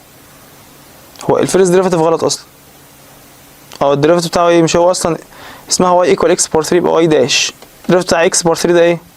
3x باور 2 بس بلس 2ax بلس b. ده الفيرست ديريفاتيف الصح. الديريفاتيف بتاع اكس باور 3 3x سكوير. طب والسكند ديريفاتيف نزل باور يبقى اسمها 6x بلس 2a. هو بقى انا عارف لما كانت الاكس ب 3 كانت السكند ديريفاتيف بزيرو، يبقى اسمها 6 في 3 بلس 2a. حطيت مكان كل اكس 3 وحطيت مكان السكند ديريفاتيف 0. 6 في 3 ب 18 يبقى 18 بلس 2a ايكوال 0. باين اول انا ممكن اودي 18 الناحيه الثانيه يبقى اسمها ايه هنا؟ 2a ايكوال نيجاتيف 18. يعني الايه بكام؟ اودي 2 بالديفايدد يبقى نيجاتيف 9. انت معايا؟ تمام. طبعا احنا لو انت فاكر من نص ساعه كده كنا بنحل، كان ممكن ايه؟ كان المعلومه دي بتديني ايكويشن والمعلومه دي بتديني ايكويشن بحلهم على الكالكوليتور. الدنيا هنا سهلت. لقينا مثلا لما احنا جبنا المعلومه الثانيه عشان هي سكند ديريفاتيف بتاع في كونستانت او في انون، الاثنين انون طار، فجبنا واحد ونخش نعوض في الثاني. خش بقى جبت الايه بنيجاتيف 9 اهو، خش اعوض هنا يبقى 9 في نيجاتيف 9 بلس 3b تساوي نيجاتيف 36. 9 في نيجاتيف 9 دي بنيجاتيف 81 نيجاتيف 81، فتروح الناحيه الثانيه تبقى ايه؟ بوزيتيف، يبقى اسمها 3b تساوي نيجاتيف 36 بلس 81 اللي هي جت لها الناحيه ايه الثانيه. نيجاتيف 36 بلس 81 يبقى 45. امسح الكلام ده يا مستر، كتب مكانه 45 جمعتهم يعني 45. ال 3 بالمالتيبلاي تروح بالايه بالديفايدد يبقى البي بكام؟ ب 15. هو قال لك بقى مثلا عايز الاي بلس بي اجمعهم على بعض. 15 زائد نيجاتيف 9 15 زائد نيجاتيف 9 بالكالكليتور، افكر ليه 6 معايا زي الفل زي الفل. اللي بعده جالك في سؤال بعد كده يعني الاسئله على فكره يا جماعه ايه بقى، فاضل لي سؤالين بالظبط قبل ما اخش على الحته بتاعت الابسوليوت ايه ماكسيموم مينيمم معايا. السؤال اللي جاي ده ما فيهوش حاجه خالص، احنا حليناه شويه، بيديني فانكشن كده. رجعنا بقى لللوكال تاني، احنا يعتبر خلاص خلصنا الكونفكس اب وكونفكس داون والانفليكشن. الاسئله اللي جايه دي ايه برضو يعني ممكن يكون ده فكره فاحنا حطيناه عشان بس تلاقي فيه الديريفيتيف بتاعه صعب، السولفنج بتاعه صعب. هنشوف. بيديني فانكشن اسمها واي بتساوي اكس في اي باور اكس ماشي، وسالني على اللوكال ماكسيمم او اللوكال مينيمم بتاعها. اللوكال ماكسيمم او اللوكال مينيمم دي ما تنساش كنا جايبها منين؟ من الفيرست ديريفيتيف صح؟ طيب بنعمل ايه؟ بنعمل ديريفيتيف ونساوي بزيرو. طبعا انت عارف ان الدومين هنا ار عشان ده اكسبوننشال. اعمل ديريفيتيف وساوي بزيرو، واي داش ايكوال براكت كبير وبلس في النص، الاول زي ما هو في ديريفيتيف الثاني اللي هو اي باور اكس بلس الثاني زي ما هو اللي هو اي باور اكس في ديريفيتيف الاول اللي هو كام واحد. خد ده يلا طلع معاك ده ساويه بايه؟ ساويه بزيرو حل. فللاسف هي دي ممكن تبقى التيتا بتاعت السؤال اللي اتعطل الناس فيه، مش هيعرف يحل الايكويشن دي فيروح يعمل شيفت سولف فبرضه مش هتطلع له. بنحلها ازاي؟ نفس الحاجه، اي حاجه فيها اي باور اكس نحط لها لين، بس استنى لما بس تاخد اتش سي اف في الاول عشان في حاجه متكرره، ومش هاخد لين غير لما يكون عندي اي باور اكس ايكوال حاجه بس. يبقى انا لازم اخد اتش سي اف الاول، يبقى اي باور اكس هي متكرره خدتها اتش سي اف. طب لما اخدها من هنا هيتبقى ايه؟ هيتبقى اكس. ولما اخدها من هنا هتبقى ايه؟ ما تقوليش مش هيتبقى حاجه، هيتبقى 1 ايكوال 0. يبقى احنا عايزين نحل دي يا عم، وانا كنت عارف احل اللي قبلها لما احل دي. ايوه هتحلها ان شاء الله. مش احنا بعد ما ناخد اتش سي اف دايما بعد ما تاخد اتش سي اف لازم تقسم الصفحه، عشان انت لما تاخد اتش سي اف دايما هتقول لي ايه؟ حاجتين ملتبلاي بعض ايكوال 0 يبقى هقسم الصفحه. يبقى اي باور اكس ايكوال 0 واكس بلس 1 ايكوال 0. دي ما بتتحلش، ما خدتش بالك ولا لسه تاني؟ اي باور اكس هنحط لها لين هنا وهنا فيبقى لين 0 هيديني ماس ايرور فدي ريفيوز. احنا حليناها كتير قوي من شويه. اكس بلس 1 ايكوال 0 يبقى الاكس بنيجاتيف 1، بس هنعمل نمبر لاين نحط عليه نيجاتيف 1. دي طلعت كريتيكال اهي صح؟ طيب بعد ما طلعت كريتيكال هنعوض برقم قبل ورقم بعد فين؟ فيرست ديريفيتيف عشان نشوفها هي فيها ايه؟ هي ابسولوت ماكسيمم ولا ابسولوت مينيمم على حسب اللي قبلها واللي بعدها. رقم قبل النيجاتيف 1 وليكن نيجاتيف 2 هتعوض فين؟ هعوض في الفيرست ديريفيتيف اللي هو ده. يبقى نيجاتيف 2 تايمز اي باور نيجاتيف 2 بلس اي باور نيجاتيف 2 طلع لي رقم نيجاتيف. خد رقم بعد النيجاتيف 1 وليكن 0 هيطلع لي ايه يا مستر بوزيتيف. فدي معناها اللي هي كانت ديكريز ثم انكريز. ما دام ديكريز ثم انكريز يبقى دي لوكال ايه؟ لوكال مينيمم. لوكال ايه يا صاحبي؟ مينيمم. فتقول لي ات اكس ايكوال نيجاتيف 1 في لوكال مينيمم فاليو. انا عملت ايه هنا؟ في لوكال مينيمم فاليو اللي هي رقم ايه؟ اللي هي دي. ماشي يا مستر. اللي بعده اداني فانكشن كده شكلها ارخم سيكه من اللي فاتت، عادي مش هتخض منها. عامل فيها ايه بقى؟ قال لي واي بيساوي اي بار اكس ماينس اكس اي بار اكس، وبيسالني برضه نفس السؤال في لوكال مينيمم ولا لوكال ماكسيمم ولا لوكال ايه؟ عندي اكس بكام؟ نفس الكلام هعمل ديريفاتيف واساوي بصفر واحل واعمل نمبر لاين واقعد بارقام واعرف الانكريز والديكريز ومنها بناء عليه احدد الايه؟ اللوكال مينيمم واللوكال ماكسيمم. تعالى كده يا مستر يلا. انت عارف وانا عارف ان هنا الدومين هيكون بكام؟ الدومين هيكون بار. ماشي. وبعدين اعمل ديريفاتيف يلا واي داش ديريفاتيف اي بار اكس نفس الاي بار اكس ماينس براكت كبير وبلس في النص عشان ده ترم عادي وده ترم برودكت. ديريفاتيف اي بار اكس اي بار اكس، الديريفاتيف ده في الديريفاتيف الثاني بلس الثاني اي بار اكس ديريفاتيف الاول. ماشي. يلا يا مستر ندخل النيجاتيف هنا وهنا يبقى واي داش اي بار اكس، دخل النيجاتيف هنا وهنا يبقى ماينس اكس اي بار اكس ماينس اكس اي بار اكس بلس النيجاتيف يخش هنا يبقى ايه؟ ماينس اي بار اكس. خدت بالك انا عملت ايه؟ انا دخلت ان ده هنا وهنا على النيجاتيف هنا وهنا، فده المنظر بتاع الفيرست ديريفاتيف اهو. مستر هياخد الفيرست ديريفاتيف ده ويساويه بايه يا مستر؟ هيساويه بزيرو. فتقولي خلاص نمسح ده ونساوي بكام؟ بزيرو. لو انت ساويته بزيرو تعرف تحلها؟ هتقول لي هحلها طبعا زي اللي فاتت. طب ازاي؟ ما هي تكرار تاني. تحل ازاي ده يا مستر؟ تقول لي بص في حاجه متكرره في اي بار اكس، مش هنحط لها لين، بس المتكرر ده ناخده اتش سي اف الاول. لو احنا خدناه اتش سي اف هيتبقى ايه من ده؟ هيتبقى 1. طب هيتبقى ايه من ده لما اخد اتش سي اف اكس؟ ولما ناخدها من هنا هيتبقى 1. حاجتين ملتبلاي بعض ايكوال 0، يبقى نقسم الصفحه يا اما ده بزيرو او البراكت ده كله ايكوال 0. هنا اصلا في نيجاتيف اكس، 1 ماينس 1 دي بزيرو، يعني الواحد ده يروح مع الواحد ده، يبقى نيجاتيف اكس ايكوال 0، يعني الاكس هنا بكام؟ بزيرو. سولفنج.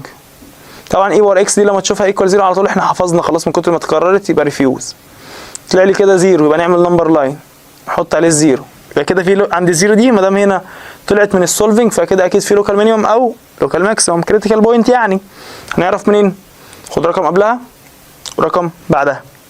نقعد فين؟ نقعد في فيرست ديريفاتيف اللي هو ده بص اهو، انا هقعد في ده، وليكن مثلا خدنا رقم بعد الواحد بعد الزيرو اللي هو 1 يعني، فيبقى اسمها اي باور 1 ماينس 1 في اي باور 1، حط مكان كل اكس 1 ماينس اي باور 1. يلا يا مستر، اصلا ما خدتش بالك المفروض يتكنسلوا مع بعض يعني مش مشكله، يبقى اديني رقم نيجاتيف ماشي، واخد رقم قبليه قبل الزيرو لو مثلا يكون نيجاتيف 1، فكده اداني رقم بوزيتيف. معناها ايه رقم بوزيتيف؟ دي علامات الديريفاتيف، علامات الفيرست ديريفاتيف، فمعناها الاول هنا ايه ده ايه؟ يبقى هنا كده انكريز ثم ديكريز، انكريز ثم ايه يا مستر؟ ثم ديكريز. كلام جميل. فكده معناها دي ايه؟ دي لوكال ماكسيمم، فمعناها كده نختار ايه يا مستر؟ ان في ماكسيمم بوينت عند الاكس بزيرو اللي هي رقم سي. سؤال برضو ظريف مش صعب جدا يعني، بس برضو كنا بنأكد بيه الفكره. انت واخد بالك ان المشكله مش في الديريفاتيف على قد ما المشكله في السولفنج. عشان كده ايه؟ انا مش عارف ده السؤال رقم كام اللي فيه اي بار اكس، بس احنا حلينا كتير قوي في اي بار اكس، لعلك تكون خدت بالك احنا بنعمل فيها ايه يعني. اللي بعده لحد هنا يا مستر انا معرفش دي صفحه كام، ده غالبا كده السؤال رقم مش فاكر مش عارف، المهم يعني مش قصتي. من اول هنا من كلمه الابسولوت مينيمم دي احنا كده خدنا في موضوع تاني. احنا كده خلصنا الانكريز كله، خلصنا الديكريز والكريتيكال بوينت، كونفكس اب كونفكس داون انفليكشن. دي معظم الاسئله اللي كانت على ايه اللي احنا حليناها كده مع بعض الايه في الست حاجات دول. اخر حته خالص في الجزء ده حته اسمها الابسوليوت مينيمم والابسوليوت ماكسيمم. خلي بالك في فرق يا مستر، انا امسح الكلام ده. في فرق ما بين مين ومين؟ ما بين اللوكال ماكسيمم لو طلبها مني دي اللي هي بتبقى نهايه الديكريز نهايه الانكريز بدايه الديكريز. فاكر اللوكال ماكسيمم بتبقى هنا دي اللي هي نهايه الانكريز وبدايه الديكريز، قبل وبعد، قبلها انكريز وبعدها ديكريز. في فرق ما بين اللوكال مينيمم والابسولوت مينيمم. انا عايز اقول لك بقى ان لو هو قال لي في المساله عايز لوكال ماكسيمم غير تماما لما يقول لي عايز ابسولوت ماكسيمم. انت معايا؟ ولو قال لي عايز لوكال مينيمم ده عكسه تماما لو قال لي عايز ابسولوت ايه مينيمم، يعني دي حاجه ودي حاجه ثانيه خالص. فايه الابسولوت ماكسيمم ايه الابسولوت مينيمم ده بقى يا مستر؟ عشان انا ما اعرفهمش الصراحه او انت ناسيهم مثلا. والله يا مستر الابسولوت مينيمم والابسولوت ماكسيمم دي نقط مميزه شويه ايه، بس احنا ممكن نقول بالبلدي كده هي يعني مثلا لو انا عندي جراف مثلا اعرفها ازاي في الجراف عشان لو انت فهمتها في الجراف هتفهمها من الايكويشن. قال لك لازم اول حاجه لما تيجي تطلع ابسولوت ماكسيمم او ابسولوت مينيمم نديك انترفال تشتغل فيها، يعني ما ينفعش تقول لك اشتغل كده ايه على الكيرف كله. ليه بقى؟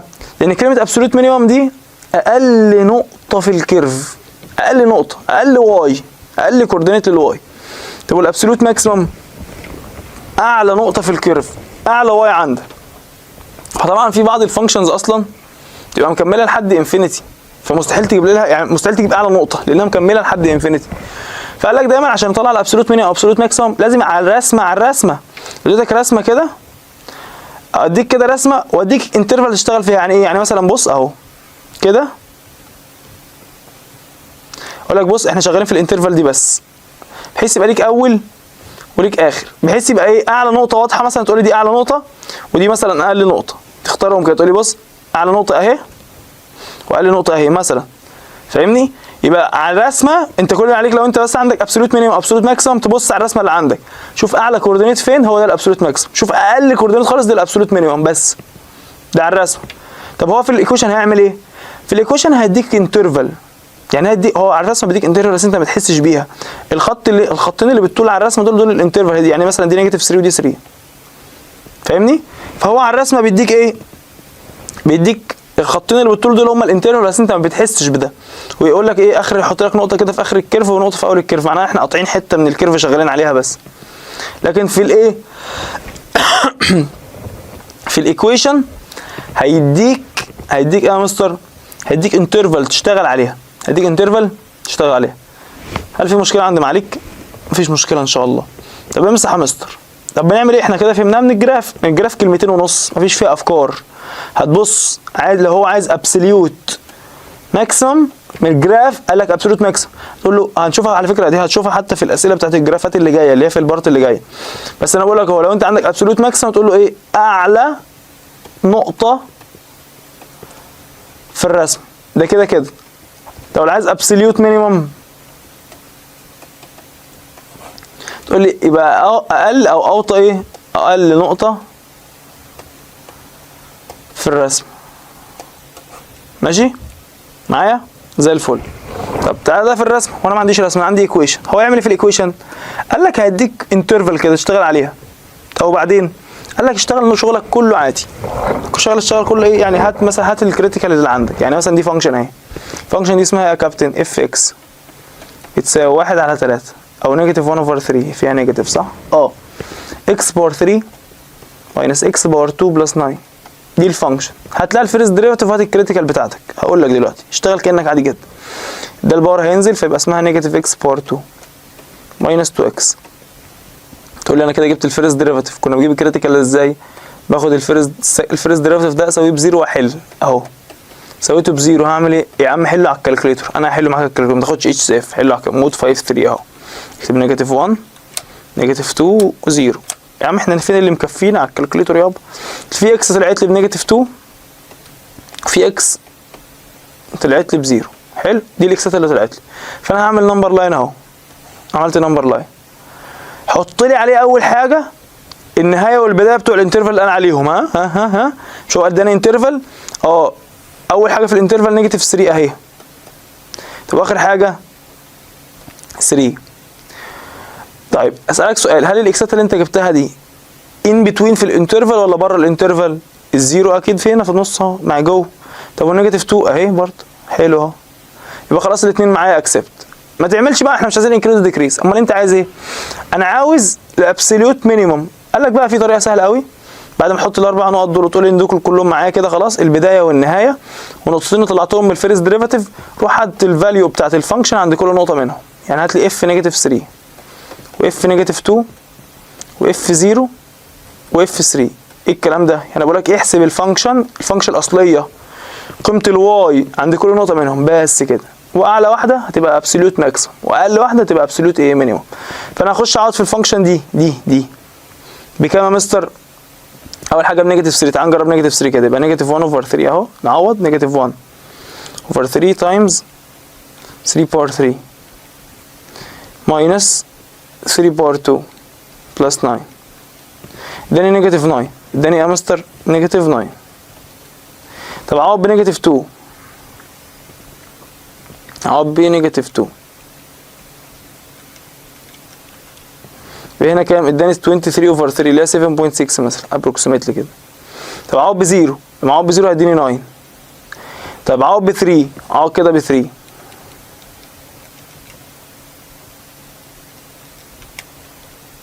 اداني برضه نيجاتيف 9. هو عايز الابسولوت ايه؟ الابسولوت مينيمم، يعني اقل رقم موجود في اللي طلع معاك ده. تلاقي لك هنا نيجاتيف 9 وهنا نيجاتيف 9 وهنا 7، اقل حاجه ايه؟ نيجاتيف 9، بس دي متكرره. يا عم انا بقول لك يعني دي نقطه، يعني اقل حاجه في الفانكشن طلعت كام؟ نيجاتيف 9، هي دي اللي هنختارها. ماشي؟ فكلمه ابسولوت مينيمم ابسولوت ماكسيمم دي معناها اقل نقطه او ايه؟ اعلى نقطه.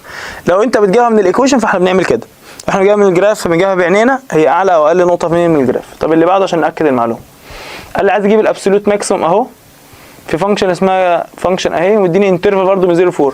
ما ينفعش تحل ابسولوت مينيمم او ابسولوت ماكسيمم غير لما يديك انترفال. غير لما يديك ايه يا مستر؟ انترفال. لازم يديك انترفال. تمام.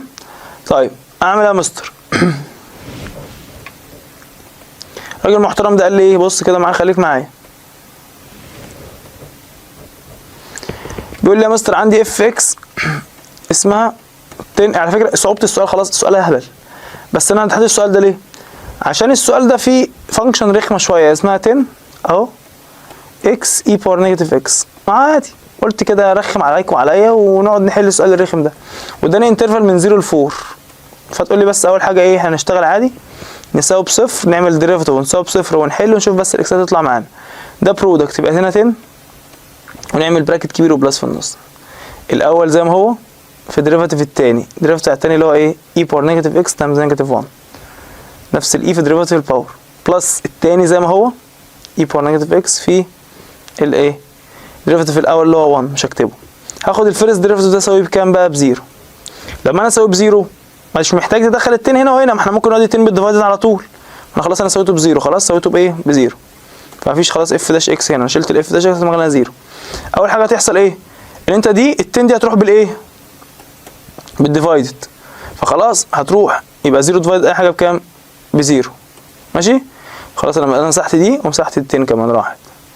اكس تايمز نيجاتيف اي باور نيجاتيف اكس تايمز نيجاتيف 1، يبقى دي اسمها نيجاتيف اكس في اي باور نيجاتيف اكس بلس اي باور نيجاتيف اكس ايكوال زيرو. تتحل ازاي؟ اي حاجه فيها اي باور اكس احط لها لن. خد ايه الاول؟ خد اتش سي اف الاول، عشان في اي باور اكس متكرره، يبقى تقول لي اخد اتش سي اف اهو، يبقى اي باور نيجاتيف اكس.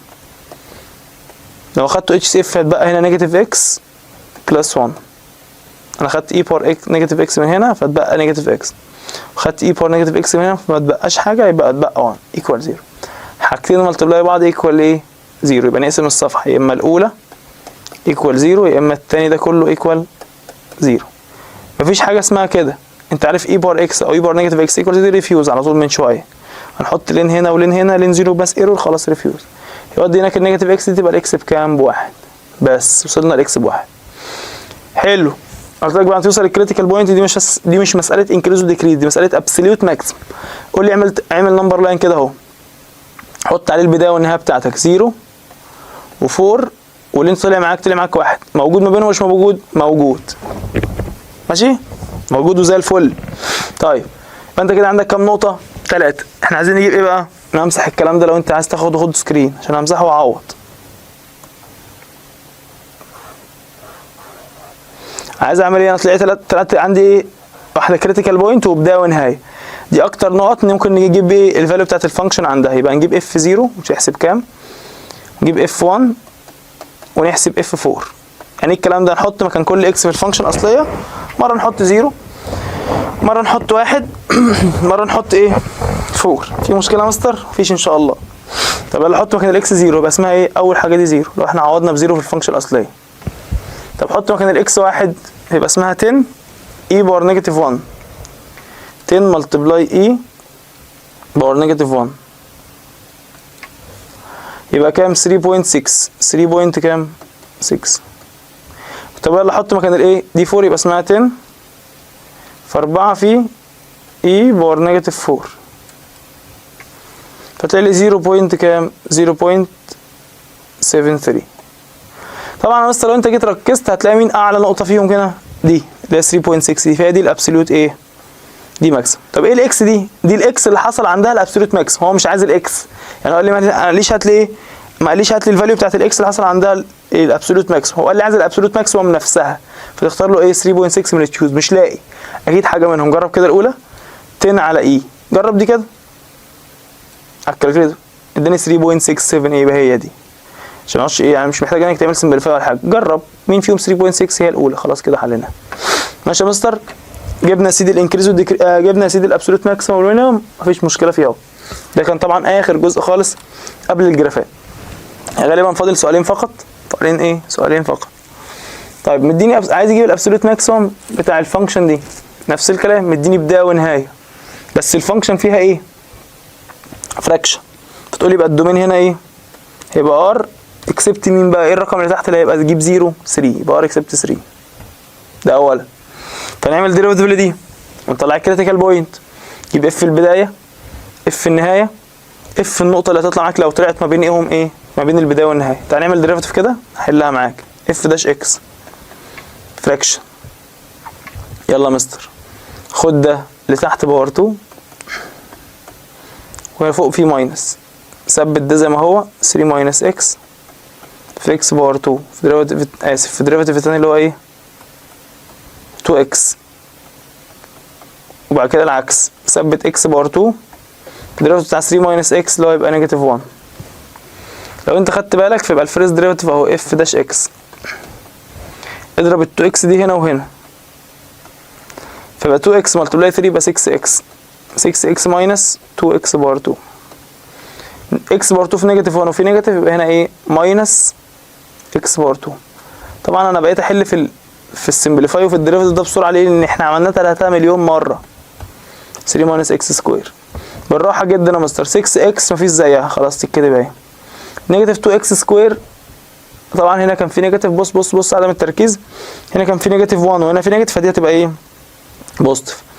اكس سكوير بالبوزيتيف ونيجاتيف 2 اكس سكوير يبقى ايه نيجاتيف اكس سكوير، جمعناهم لايك تيرم على 3 ماينس اكس سكوير. طبعا ده الفيرست ديريفيتيف. ما دام طلع فراكشن يبقى مره هنساوي بزيرو ومره هنساوي بايه ب1 اوفر 0. بس اهم حاجه الارقام اللي تطلع معاك اتاكد اللي هي موجوده في الايه في الانترفال بتاعتي دي ماشي. خد يلا ده ساوي مره بصفر يبقى 6 اكس ماينس اكس سكوير على 3 ماينس ايه ماينس اكس سكوير. في مشاكل؟ لا خالص. ساوي مره ب0 اوفر 1 ده في ده وده في ده 0 في اي حاجه ب0. طب واحد في ده يبقى 6 اكس ماينس اكس سكوير. دي سكند ديجري. لما تحلها الحاسبه يطلع لك الاكس ب0 والاكس بايه بنيجاتيف 6. واحد دماغه فصلت اتاكد كده بس نيجاتيف 1 و6 و0 اكس 0 اكس بكام ب6. طب بص كده احنا شغالين منه نيجاتيف 1 ل 2 ففي واحده اكسبت هاخدها معايا واحده ريفيوز. ليه دي اكسبت؟ الزيرو معايا عشان الزيرو موجود ما بين النيجاتيف 1 وال2. طب الريفيوز الستة ليه؟ عشان الستة دي بره خالص دي بعد الاثنين وكده فدي ريفيوز. مش عشان هي وحشه بس عشان هي بره الانترفال. انا شغال بس بالانترفال اللي هي من نيجاتيف 1 ل 2. طب مره انا كده طلع معايا الاكس بزيرو، اول اكسات طلعت معايا اكس بكام بزيرو، هاخدها معايا هجرب بيها في الايه في الابسوليوت ماكسيمم في قيمه الفانكشن. طب مره يا مستر هعمل ايه؟ هساوي ده نمسح ده كده يا مستر هساوي ب 1 اوفر 0 بقى. هساوي بايه؟ ب 1 اوفر 0 كان اسمها 3 ماينس اكس اول بار 2 اهي. سوي بكده ب 1 اوفر 0 يبقى ده في ده بيساوي ده في ده، ده 0 وده في ده يبقى اسمها 3 ماينس اكس اول بار 2 ايكوال 0. طبعا ايه ده باور 2 نعمل الناحيه نجيبه الناحيه الثانيه او نعمل سكورنج في الناحيتين يبقى 3 ماينس اكس ايكوال 0 عادي. يبقى الاكس بكام؟ ب 3. برضو الاكس ب 3 دي بره الانترفال يعني هي بعد ال2 خلاص برضو ريفيوز. يبقى انا ما عنديش حاجه طلعت معايا غير الزيرو اللي هتنفع معايا عندي. خلاص شكرا. عايز تاخد سكرين ده خده عشان انا همسح عشان اعوض. تمام امسح. طب هعمل ايه دلوقتي؟ انا كده جبت الكريتيكال بوينت كلها ما لقيتش بس غير الزيرو اللي ينفع معايا فهجيب اف في البدايه اف في بدايه الانترفال واف في الزيرو واف ايه 2. طبعا انا كان المفروض اعمل نمبر لاين بس عادي بقى ما احنا هنحط الزيرو هنا احط بدايتي اللي هو نيجاتيف 1 واحط نهايتي اللي هي كام 2. هجيب الاف عندي دي وعندي دي وعندي دي. يعني ايه اف؟ يعني اعوض في الفانكشن الاصليه. لو احنا عوضنا في الفانكشن الاصليه الفانكشن تقول لي ايه؟ تقول لي في فوق 1 باور 2 او اكس باور 2 يبقى نيجاتيف 1 باور 2 بحوض نيجاتيف 1 اهو وتحت 3 ماينس نيجاتيف 1 بلس 1 يبقى 5 اوفر 4. دي كده ايه حسبتها 5 اوفر 4 اللي هي ديسيمال 1.25. طيب لو هنعوض بايه؟ بالزيرو يطلع 1 ماشي. طب احنا كده عوضنا في الفانكشن الاصليه بزيرو وطلعت 1. طب عوض ب2 حط مكان ايه؟ مكان الاكس 2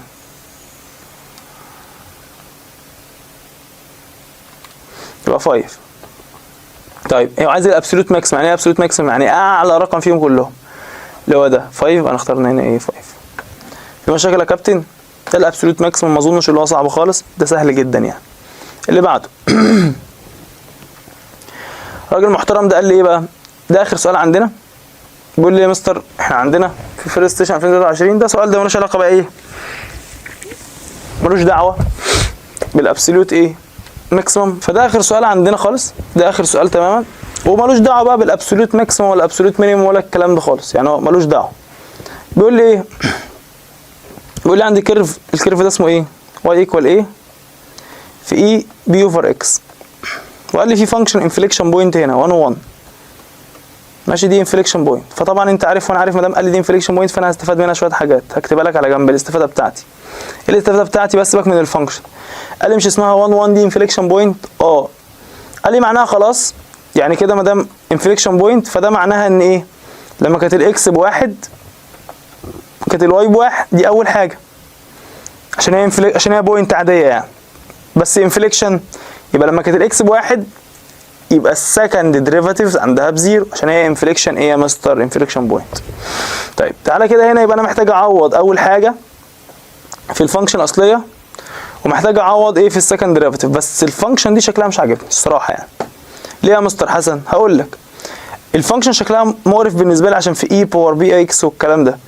فانا قلت لك قبل كده في فكره قلتها قبل كده في بارت 3 في الديريفاتيف، لو انت جاي تعمل ديريفاتيف ومش عاجبك المنظر ممكن تحط ايه؟ تحط لين في الناحيتين وتظبطها. طب اقول لك تعالى كده بالراحه، تعالى ما نحطش لين، نشوف لو باظت مننا خالص نرجع نحط لين عشان نظبط الدنيا، عشان نعمل ديريفاتيف بسهوله. تعالى نعمل ديريفاتيف من غير لين يا سيدي. الديريفاتيف بتاع واي يبقى واي داش صح؟ طيب خلي بالك احنا محتاجين السكند ديريفاتيف. ها طب الديريفاتيف الاول تقول لي الاي تنزل زي ما هي نفس الاي صح؟ في ديريفاتيف الباور، ديريفاتيف الباور اللي هو ايه بقى؟ ديريفاتيف بتاع بي اوفر اكس اللي هو نيجاتيف بي اوفر اكس سكوير صح؟ كلام جميل جدا. طب احنا لسه هنعمل ايه؟ هنعمل سكند ديريفاتيف. شفت بقى ليه هتبوظ ازاي؟ بص يبقى سكند ديريفاتيف عامل ازاي؟ تقول لي ده برودكت بقى وفي ديفيجن كمان وفي هنا فيها اكس. لا كفايه كده مش عايزين برودكت خلاص. طب ما ترجع يا مستر معلش ظبط لي المساله من الاول باللين، حاول تظبطها لي اكتر. يبقى اسمها ايه؟ واي اهي بتساوي ايه في اي باور بي على اكس. اللين هيعمل ايه؟ اللين ده يا ابني هيهدي لي المساله خالص. حط لين في الناحيتين عشان نظبط بس الدنيا. يبقى لين ايه؟ اللين ده اللي هو هينزل الباور. لا هو مش هينزل الباور اصلا عشان الباور ده مش على كله، هو بينزل الباور اللي على كله، على كل الحاجه اللي جواه. امال هيعمل ايه؟ اول حاجه مش ده جوه حاجتين بالمالتبلاي، فممكن يبقى كده. يبقى لين الاول بلس لين التاني. لين ايه؟ التاني يبقى لين اي باور بي على اكس. طبعا لو انت خدت بالك هنا بقى يبدا بقى ممكن تقول لي طب بص هو ممكن يشيل البي بي على اكس من هنا ينزلها كوفيشنت جنبها هنا كده يبقى اسمها بي على ايه؟ اكس. وانت عارف وانا عارف ان ممكن نحسب لين اي على الكالكليتور. لين اي ده رقم عادي يطلع ب1 فيبقى اسمها لين واي بتساوي لين اي ده كونستانت بلس بي على اكس. انا ظني ان كده اسهل بكتير والله. يبقى كده الريليشن ايه؟ اسهل بكتير خالص. انا ممكن تصور ده او تكتبه سمبليفاي عشان انا همسحه عشان اكتب دي فوق وابدا اعمل الديريفاتيف بقى. همسح. فانا كده بعد السمبليفاي ريحت الايكويشن شويه، طبعا فرقت جدا معايا.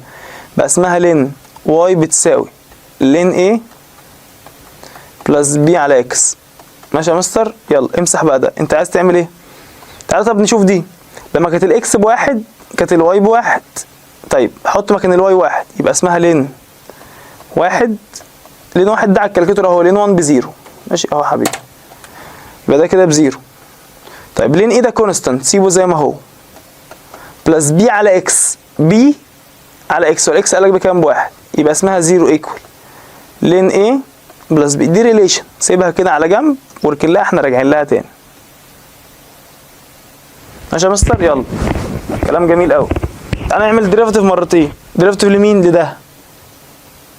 عملنا ديريفاتيف للين واي يبقى اسمها واي داش على واي بتساوي ديريفاتيف على لين ايه بكام؟ بزيرو عشان ده كونستانت. ديريفاتيف على ده بكام؟ بزيرو. طب الديريفاتيف على ده نيجاتيف بي على اكس سكوير. نيجاتيف بي على اكس سكوير. خلي بالك بس ده احنا كده احنا لسه جبنا ايه؟ ده الفيرست ديريفاتيف. مش احنا كنا هنا صح؟ احنا عملنا ديريفاتيف لين واي اهو بقى واي داش على واي. انت عارف الديريفاتيف بتاع اللين فراكشن تحت اللي جوه اللين فوق الديريفاتيف بتاعه. ولين ايه الديريفاتيف بتاعه بزيرو. طب الديريفاتيف بتاع بي على اكس يبقى نيجاتيف بي على اكس سكوير. طبعا يبقى انا كده ممكن اجيب ايه؟ ان الفيرست ديريفاتيف بيساوي نيجاتيف بي واي على اكس سكوير. ماشي، ده كلام جميل جدا جدا. طب ماذا بعد يا مستر؟ تقول لي بص انا هركن بس الريليشن احنا وصلنا لها دي، هركنها هنا مع عشان بس امسح الكلام ده عشان نستغل المساحه. انا كنت واصل للريليشن اسمها 0 بتساوي لين ايه بلس بي. ماشي، دي الريليشن احنا واصلين لها. طب انا وصلت بقى دلوقتي بعد الديريفاتيف اهو، خلاص مسحت ده كده، عملت الديريفاتيف مره قال لي ان واي داش على واي بتساوي كده. انا ممكن اعمل كروس مالتيبليكيشن اصلا لده، يعني اعمل ده في ده وده في ده، عشان بس احنا لسه عامل ديريفاتيف مره كمان، فبتقول لي ممكن اعمل كروس مالتيبليكيشن عشان اهدي الدنيا شويه، يبقى اسمها اكس سكوير في واي داش بتساوي نيجاتيف بي تايمز واي. وبرده ايه، حاول تستعين بدي على جنب، يعني شيل دي كده، واي داش بتساوي نيجاتيف بي واي على اكس سكوير، لان غالبا ممكن تساعدني. امسح بقى اللي تحت ده، عايز اجيب السكند ديريفاتيف عشان اعوض فيه. حط مكان الواي دبل داش 0، حط مكان اكس 1. يلا مستر اعمل ديريفاتيف ده برودكت، يبقى اكس بار 2 في الديريفاتيف بتاع ده اللي هو واي دبل داش بلس ده برودكت الاول في الديريفاتيف الثاني بلس الثاني في الديريفاتيف الاول، يبقى واي داش. الديريفاتيف بتاع الاكس بار 2 تو اكس ايكوال الديريفاتيف بتاع النيجاتيف بي، يبقى نيجاتيف بي واي داش. ماشي يا مستر؟ ماشي يا مستر.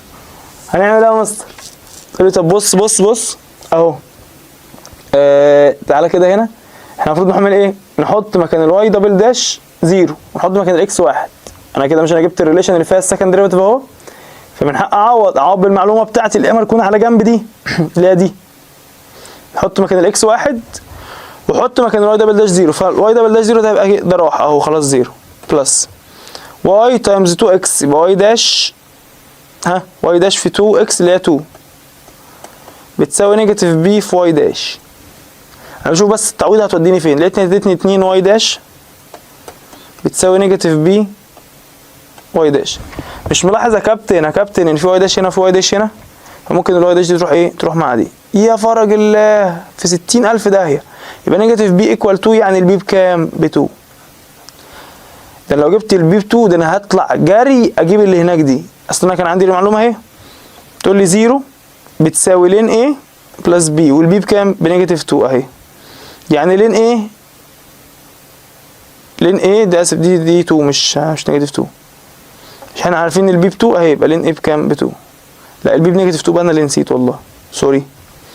نيجاتيف بي مش احنا كنسلنا دي مع دي، يبقى نيجاتيف بي ايكوال 2، يبقى البي بنيجاتيف ايه 2. يبقى البي هنا بكام؟ البي هنا بنيجاتيف 2. ماشي؟ كلام جميل جدا جدا جدا. ماشي، انا كده جبت البي بنيجاتيف 2 اهي، يبقى لين ايه بيساوي كام؟ 2. تعرف تجيب الايه بقى من هنا؟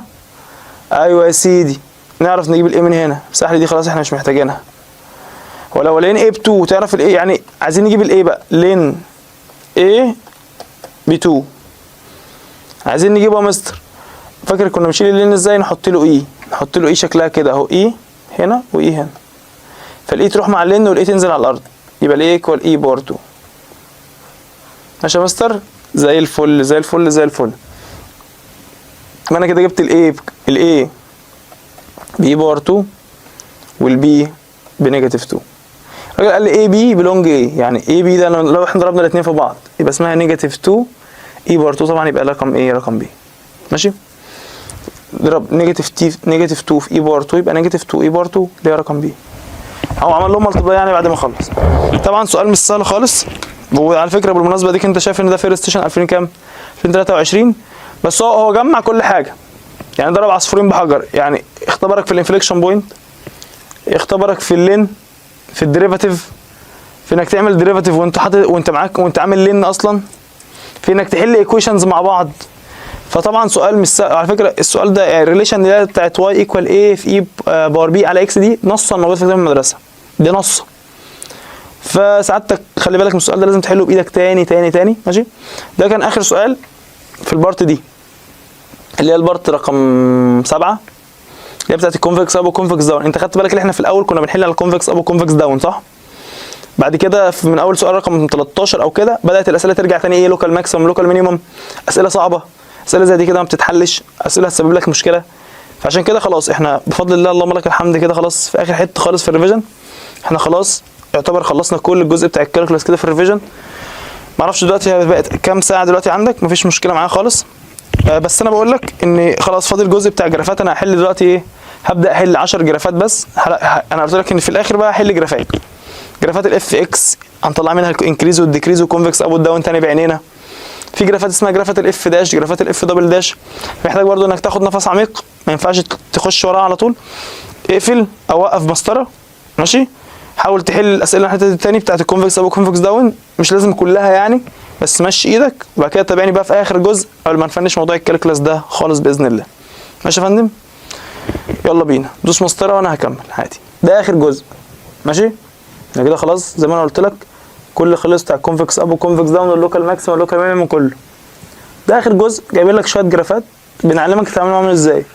طبعا مش كل حاجه في الجرافات في اخر جزء ده، احنا لسه الحاجتين اللي قلت لك زي ما قلت في اول الفيديو خالص، قلت لك ان في درس اسمه ريليتد تايم ريت. احنا لحد دلوقتي كده بقى احنا خلصنا الجزء بتاعنا اللي هو يونت 1 كامله في الديريفاتيف، ويونت 2 كامله ما عدا درس الابلكيشن احنا لسه ما هناخدوش، هناخده ان شاء الله في الترم الثاني في السنتر. طيب انا بتكلم على الجزء بتاع الجرافات ده بس، لان الجزء بتاع الجرافات ده برضو من الحاجات الكالكلاس اللي فيها كميه فرق وافكار رهيبه بجد، يعني مش حاجه عاديه خالص. فتلاقي اوريدي اصلا احنا في ايام المراجعات باذن الله احنا هنمسك الجرافات دي نفصصها كلمه كلمه، بلس ان احنا كده برضه زي ما هننزل فيديو للريت تايم ريت بره المراجعه خالص عشان ده درس تقيل، في فيديو تاني هيبقى نازل في للجرافز بس التعاملات انا طبعا هنا هقول معظم الافكار او معظم الحاجات اللي احنا بنستخدمها في الجرافات، بس برضه في افكار كده تقيله وتانجنت ومش عارف نقطه مش عارف نوت ديفرنشابل عندها ومش عارف ايه، وفي تانجنت بارل اكس اكسس وتانجنت عامل انجل مش عارف ايه، فالافكار لا حصر لها طبعا. فانا عشان طبعا شكل احنا بقى دلوقتي انت دخلنا احنا في البارت الثانيه بتاعتك او الجزء الثاني في المراجعه، هتلاقي دلوقتي عدت 9 ساعات، فبرضه عشان ايه احنا بنمسك العصايه من النص، فاحنا هنحط لك ان شاء الله دلوقتي ايه اللي انت هتشوفه اللي ظهر قدامك ساعتك ده كام سؤال في الافكار الاساسيه والمهمه جدا جدا جدا. طب الافكار بقى اللي هي بين السطور والتكات والحركات ومش عارف ايه والكلام ده هتلاقي فيديو تاني ان شاء الله هننزله لك وهنسيبه لك ان شاء الله، بس طبعا هننزل ريت التمريض الاول وبعد كده بقى عيش مع نفسك في الفيديو التاني ده، بلس ان احنا كده كده بعد ما نخلص الكالكلاس اصلا وبعد كده نقعد نحل عليها في الكويشن بانك وكده هنقابل كل الجرافات.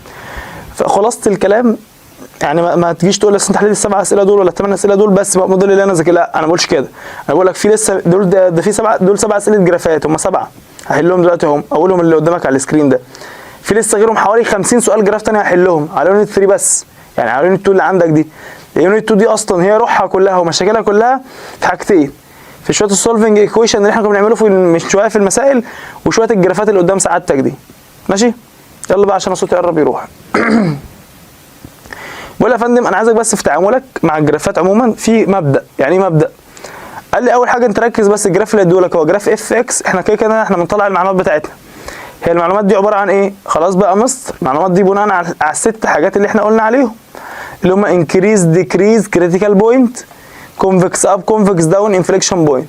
فانت سعادتك عايز تطلع المعلومات دي منين؟ تقول لي هطلعها من الجراف، طبعا جراف الاف اكس جراف الفانكشن نفسها. حلو ماشي، دي اول حاجه ممكن تحصل. ايه ده هو ممكن حاجه ثانيه تحصل؟ ايوه.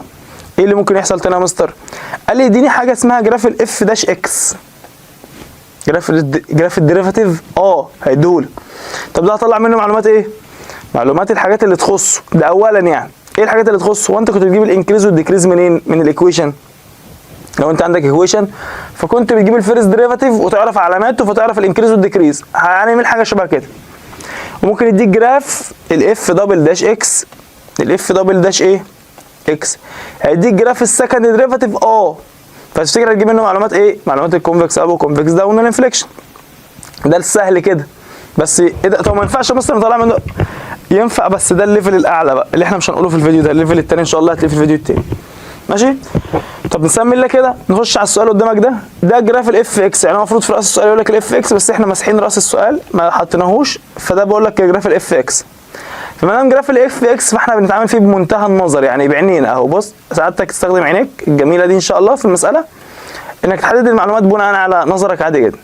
هو سالني اول حاجه ايه؟ قال لي الفانكشن عندها ابسوليوت ماكسيمم فين؟ فاكر كلمه ابسوليوت ماكسيمم دي ايه؟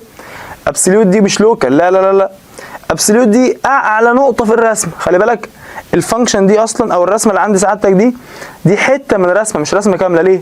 اصله في اول بص اول الفانكشن ركز هنا كده، بص هنا في الحته دي وفي الحته دي حاطط نقطه ونقطه. ده مش عادي اللي هو يحط نقطه ونقطه، ما دام حاطط نقطه هنا ونقطه هنا معناها ان ايه؟ ان هو قاطع حته من الكيرف. دي نهايه، دي اولها ودي نهايتها. في النقطه دي الكوردينيت بتاعها كام وكام؟ دي نيجاتيف 3 1 والنقطه دي 5 و8. فبسالك سؤال، مين اعلى نقطه في الرسمه؟ مين اعلى كوردينيت في الرسمه؟ هي دي اعلى نقطه في الرسمه. طب يلا يا مستر هات لي الكوردينيت بتاعها كده. الكوردينيت بتاعها اهو، بص لو انت بصيت تحت هتلاقي الكوردينيت بتاعها هنا ب5 اهو. طب لو بصيت هنا كده هتلاقي الكوردينيت بتاعها هنا بكام؟ ب8. فكده معناها يا مستر ان الكوردينيت بتاع النقطه دي كام وكام؟ 5 و8 اهو، كتبت فوق 5 و8. هو بيقول لك عايز الاكس اللي عندها ابسولوت ماكسيمم، وانا عايز الابسولوت ماكسيمم نفسها. عايز الابسولوت ماكسيمم نفسها اللي هي كام؟ 8. شكرا، اللي هي الفاليو بتاعت الواي يعني. طيب سالني عايز يعرف الكيرف ده فانكشن كونفكس ابورد فين؟ عايز يعرف هو كونفكس اب فين؟ فين كونفكس اب؟ كونفكس اب فين؟ تقول لي طب ماشي، لا حوار بقى، امسح كل حاجه امسح كل حاجه انا رسمت كتبتها اهو، امسح ده كده اهو كاني ما كتبتش حاجه على الرسمه. عايزين نعرف هو كونفكس اب فين يا مستر. تقول لي كونفكس اب اللي هو ايه؟ يكون حاجه من الكيرف ده. تقول لي طب بص اهو كده كونفكس اب صح معايا. طب ودي كونفكس اب. طب وكده لا بدأنا كونفكس داون. طب وكده ده كونفكس داون. فتبقى الحته دي كلها بص انا مش عليها بالليزر اهو، دي كلها كده لحد هنا كونفكس داون. طب والحته دي كلها لحد هنا كونفكس اب. تيجي انا طب نحدد الانترفال، تقول لي طب بص البدايه اهي، يبقى هنا عند النقطه دي. طب وهنا النهايه اهي، يبقى الحته دي بس هي الكونفكس اب. الحته دي كونفكس اب واللي بعدها كونفكس داون. دي من كام لكام بقى؟ تقول لي يبقى من نيجاتيف 3 اللي هي النقطه دي، اللي هي من نيجاتيف 3. امسح كده اهو بص من نيجاتيف 3 دي نيجاتيف 3 هنا بس انت مش شايفها لحد هنا 0. يبقى من نيجاتيف 3 ل 0 دي كونفكس ايه؟ كونفكس اب اللي هي دي. طب بقول الفانكشن دي عندها انفليكشن بوينت فين؟ ما انت باين اول النقطه دي قبلها كونفكس اب وبعدها كونفكس داون اللي هي كام وكام دي؟ 0 0. دي انفليكشن بوينت. طب سالني سؤال عن انكريز والديكريز، قال لي الفانكشن ديكريزنج فين؟ تعالى بقى انسى بقى كل الكلام ده اهو. الفانكشن ديكريزنج فين؟ تقول لي كانت انكريز وبعد كده ديكريز وبعد كده انكريز. خلاص يبقى الديكريز الحته دي بس اللي هي دي اللي هي الفرع ده صح؟ تقول لي طب ماشي تعالى نحدده اهو. يبقى الحته دي من اول هنا كده اهو دي الحته دي ديكريز لحد هنا كده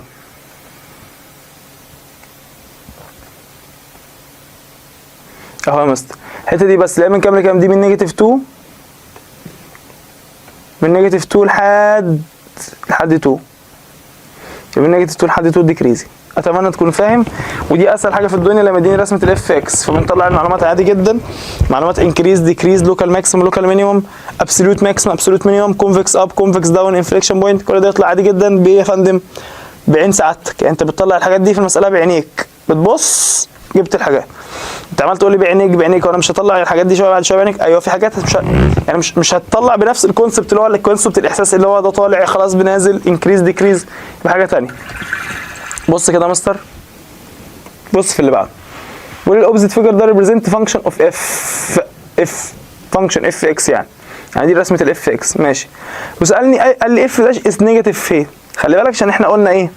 كنا اتكلمنا قبل كده في موضوع السكتشات او في الرسومات دي. قال لك انكريز، بص انت عندك 4 حاجات: انكريز ديكريز كونفكس اب كونفكس داون. دي اسامي كويسه جدا محترمه جدا. قال لك في اسامي ثانيه معفنه ما تعرف انت ممكن ما تاخدش بالك منها بس هو دايما بيسال فيها. قال لك هو الانكريز ده مش كنت بتجيبه لما يكون الفيرست ديريفاتيف بوزيتيف؟ بتقول لي بقى اف فيرست ديريفاتيف اللي هو اف داش اكس بوزيتيف يعني ايه؟ يعني اكبر من 0. طب الديكريز ده مش كنت بتجيبه لما يكون الفيرست ديريفاتيف نيجاتيف؟ فيرست ديريفاتيف نيجاتيف يعني ايه؟ يعني اف داش اكس سمولر ذان 0. عايزك تعرف الكونديشنز دي عشان تقدر تربط بيها. ازاي يعني يا مستر؟ بص يا حبيبي كده، لو هو مش هيجي يقول لك الفانكشن انكريز فين، ده ممكن ما يقولهاش. يجي يقول لي ايه؟ يقول لي الاف داش اكس اكبر من 0. فانت تبقى فاهم ان الاكسبريشن ده معناه انكريز.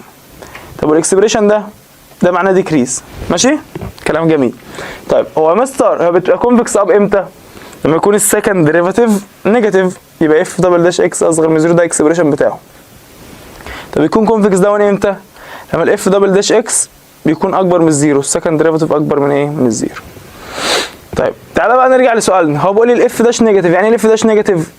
اف داش نيجاتيف يعني يا مستر اف داش نيجاتيف يعني ده، يعني اف داش اكس نيجاتيف دي يعني اصغر من الزيرو، بس ده معناه ايه؟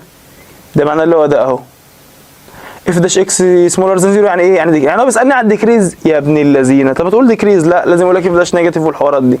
خدت بالك من دي؟ طبعا الاربع معلومات دول لازم تنقلهم. في الرسمه بقى اللي على اليمين دي قدام سعادتك اهي، فين في حته ديكريز؟ تقول لي اول حاجه كان طالع، بص تعالى نمشي مع الفانكشن، كان طالع بعد كده نزل وبعد كده طلع، بس هو عايز الحته بتاعت النزول دي الديكريز. تقول لي بس دي سهله قوي، الحته دي من هنا لهنا كده اهو، اللي هي من كام لكام يعني؟ اهي اللي هي من اول هنا 1 لحد كام؟ لحد 2، يبقى من 1 ل2، من الانترفال من كام لكام؟ من 1 ل2 اوبن. اوكي صعب ده يا جدعان؟ ده السؤال رقم 2. طب اللي بعده، اللي بعده بقى قال لك حاجه مهمه قوي، قال لك يا مستر الرسمه اللي جايه دي بتعبر عن ايه؟ عن الاف داش اكس. قال لك دي رسمه الايه بقى؟ رسمه الفيرست ديريفاتيف، مش رسمه الاف اكس. فمعناها ايه بقى؟ معناها ان الرسومات كلها اللي هنا دي، بص يا ابني اهو، هكبرها لك شويه، بص كده معايا اهي، شو خدت بالك اهو، كبرت لك شويه، بص اهو، كبر شويه كده اهو، واخد بالك؟ انت شايف الرسمه عامله ازاي؟ طب صغر بقى خلاص، شكرا. تعالى هنا تاني، سعادتك دي رسمه الاف داش اكس، رسمه عامله زي اليو. فما تجيش تقول لي ايه؟ ما تجيش تقول لي اصل دي كده ديكريز وبعد كده انكريز. الكونسبت دي بقى بنلغيها خالص يا جماعه هنا، يعني بنلغيها بجد، ما بنحكمش على الرسمه بعينينا، يعني ما بنبصش بعينينا كده، لان دي مش رسمه الاف اكس، دي رسمه الديريفاتيف. يا ابني انا ببقى عايز معلومات الفانكشن، ماليش دعوه بالديريفاتيف، انا بستغل الديريفاتيف من علاماته عشان اعرف معلومات الفانكشن بتاعتي. انت فاهم احنا بنعمل ايه؟ فبقول لك لما اجي لك دي رسمه الديريفاتيف صح؟ هنمشي بيها بكونسبت بسيط عشان بس ايه، نخلص مراجعتنا عشان دماغك تعبت خلاص. انا عارف انت خلاص في اخر 9 ساعات، فانت خلاص جبت اخرك، وان شاء الله نسيب بقى التفاصيل والايه والتنطيط الجامد ده في فيديو جرافات. اهم حاجه قال لك لو انت جالك رسمه الاف داش اكس حبيبي ما تفكرش، ما تعملش بعينك خالص. امال اعمل ايه يا مستر؟ بودني؟ لا، خش كده بقلمك، حط لي كل اللي فوق بوزيتيف، كل اللي فوق ايه؟ بوزيتيف، فوق اللي فوق الاكس اكسس بوزيتيف، وكل اللي تحت يكون ايه؟ نيجاتيف. وتعالى على النقط اللي على الاكس اكسس دي حط عليها ايه؟ نقط كده وكبرها شويه. لو دي رسمه الاف داش اكس، انت عارف وانا عارف لما يكون الفيرست ديريفاتيف بوزيتيف ده معناه ايه؟ انكريز، لما يكون الفيرست ديريفاتيف نيجاتيف ده معناه ديكريز. معناها كل اللي فوق الاكس اكسس ده بيكون انكريز وكل اللي تحت بيكون ديكريز. كل اللي اباف الاكس اكسس ده بيكون ايه؟ انكريز. خلي بالك دي رسمه الاف داش اكس، فهنطلع معلومات الايه؟ البديهي، انكريز وديكريز والكريتيكال. طب كل اللي تحت ازاي يا مستر؟ فوق ده شكله نازل، ده شكله نازل يا مستر. احنا قلنا ما بنحكمش بعينينا بقى، احنا اهم حاجه احنا عارفين ان كل اللي فوق ده علامه الفيرست ديريفاتيف فيه ايه؟ بوزيتيف عشان هو اباف الاكس اكسس، فكده انا متاكد ان الفيرست ديريفاتيف بوزيتيف، فكده اكيد في رسمه الاف اكس اللي انا مش شايفها هيكون الوضع ده انكريز. انت فاهم؟ دي مش رسمه الاف اكس، مش هنحكم بعينينا. طب يلا يا مستر، يبقى كده عايزين نكتب الانكريز والديكريز، تعال نحدد كده، نمسح كل الكلام ده اهو. يعني انت ممكن تقول لي بص الحته دي كده اهي، دي لحد هنا كده اهي حاجه، والحد هنا دي كده حاجه اهو، بص اهو قبل الواحد، يعني من النيجاتيف انفينيتي لحد الحته دي كلها، من نيجاتيف انفينيتي لحد واحد كان كل البوينت فوق بوزيتيف كده اهي، كله فوق بوزيتيف، وهنا كان كله بوزيتيف، يعني كله انكريز صح؟ يبقى الانكريز من اللي فين؟ انا بحل ماليش دعوه باللي طالبه. يونيون من كام لكام؟ من 3 لانفينيتي، ده كان ايه؟ ده كان انكريز. طب الديكريز من 1 ل3، من 1 ل3 ده الديكريز. طب النقط اللي على الاكس اكسس دي ايه؟ هي دي نقط، دي اللوكال ماكسيموم واللوكال مينيموم، موجوده المره دي على الاكس اكسس. دي في رسمه ايه بس؟ في رسمه الاف داش اكس. يعني في رسمه الاف داش اكس النقط اللي على الاكس اكسس دي بتكون ايه؟ دي بتكون اللوكال ماكسيموم او اللوكال مينيموم. طب احدد ازاي؟ بشوف اللي قبلها واللي بعدها. النقطه اللي هي عند الواحد دي اللي انا واقف عندها، دي اللي هي عند الواحد دي، قبلها انكريز وبعدها ديكريز، يبقى دي لوكال ماكسيموم. فتيجي تقول لي يبقى عند الاكس بواحد لوكال ماكسيموم، طبعا احنا بنجيب الاكس بس، مستحيل نجيب الواي. ما تجيش تقول لي 1 و0، يعني احنا ما نعرفش الفانكشن بكام، الواي بكام بتاعت الفانكشن، احنا بنجيب الاكس بس. طيب ممكن تقول لي عند الاكس ب3 في لوكال مينيمم، عشان قبلها ديكريز اهو نيجاتيف وبعدها ديكريز، احنا ماشيين من الشمال لليمين. طب تعال نشوف الاسئله بقى. قال لي يا مستر، قال لي الفانكشن دي لوكال ماكسيمم فين؟ لوكال ماكسيمم عند الواحد، فات اكس ايكوال 1. شكرا اول حاجه. طب الفانكشن عندها لوكال مينيمم فين؟ عند الاكس ب3. شكرا. طب الفانكشن دي عندها انفليكشن بوينت فين؟ بص انا هاجل يعني اي سؤال على الكونفكس اب والكونفكس داون في الاف داش اكس مش هقوله في الفيديو ده، في فيديو جرافات. خلينا نتكلم بس ان لو احنا عندنا رسمه الاف داش اكس فبالراحه بس جدا كده اهو، عشان انت خلاص عارف ان اكيد دماغك وصلت لاخر ليفل فيها. اي اف داش اكس بنطلع منه معلومات الانكريز والديكريز والكريتيكال، ده كفايه اول فيديو ده. طب هو مستر نعرف نطلع منه معلومات الكونفكس اب والداون؟ نعرف، بس بطرق تانية اسمها طرق التنجنت، فده هنخليها في فيديو الجرافات ماشي. فلو انا عندي مش هكمل بقى ليه السيرد والفورس والفيفث ده مش هكمله، لما نبقى ايه في فيديو الجرافات هنقول لك بقى ازاي تطلع من الاف داش اكس الكونفكس اب والكونفكس داون والكلام ده. طب خليني اقول لك بس ان الاهم لو انا عندي رسمه اف داش اكس زي دي كده طلع منها معلومات ايه؟ معلومات الفيرست ديريفاتيف، يعني معلومات اللي هي تخص الفيرست ديريفاتيف، الانكريز والديكريز واللوكال ايه ماكسيمم واللوكال اللي احنا طلعناهم كلهم دلوقتي اهو. انت كده معايا؟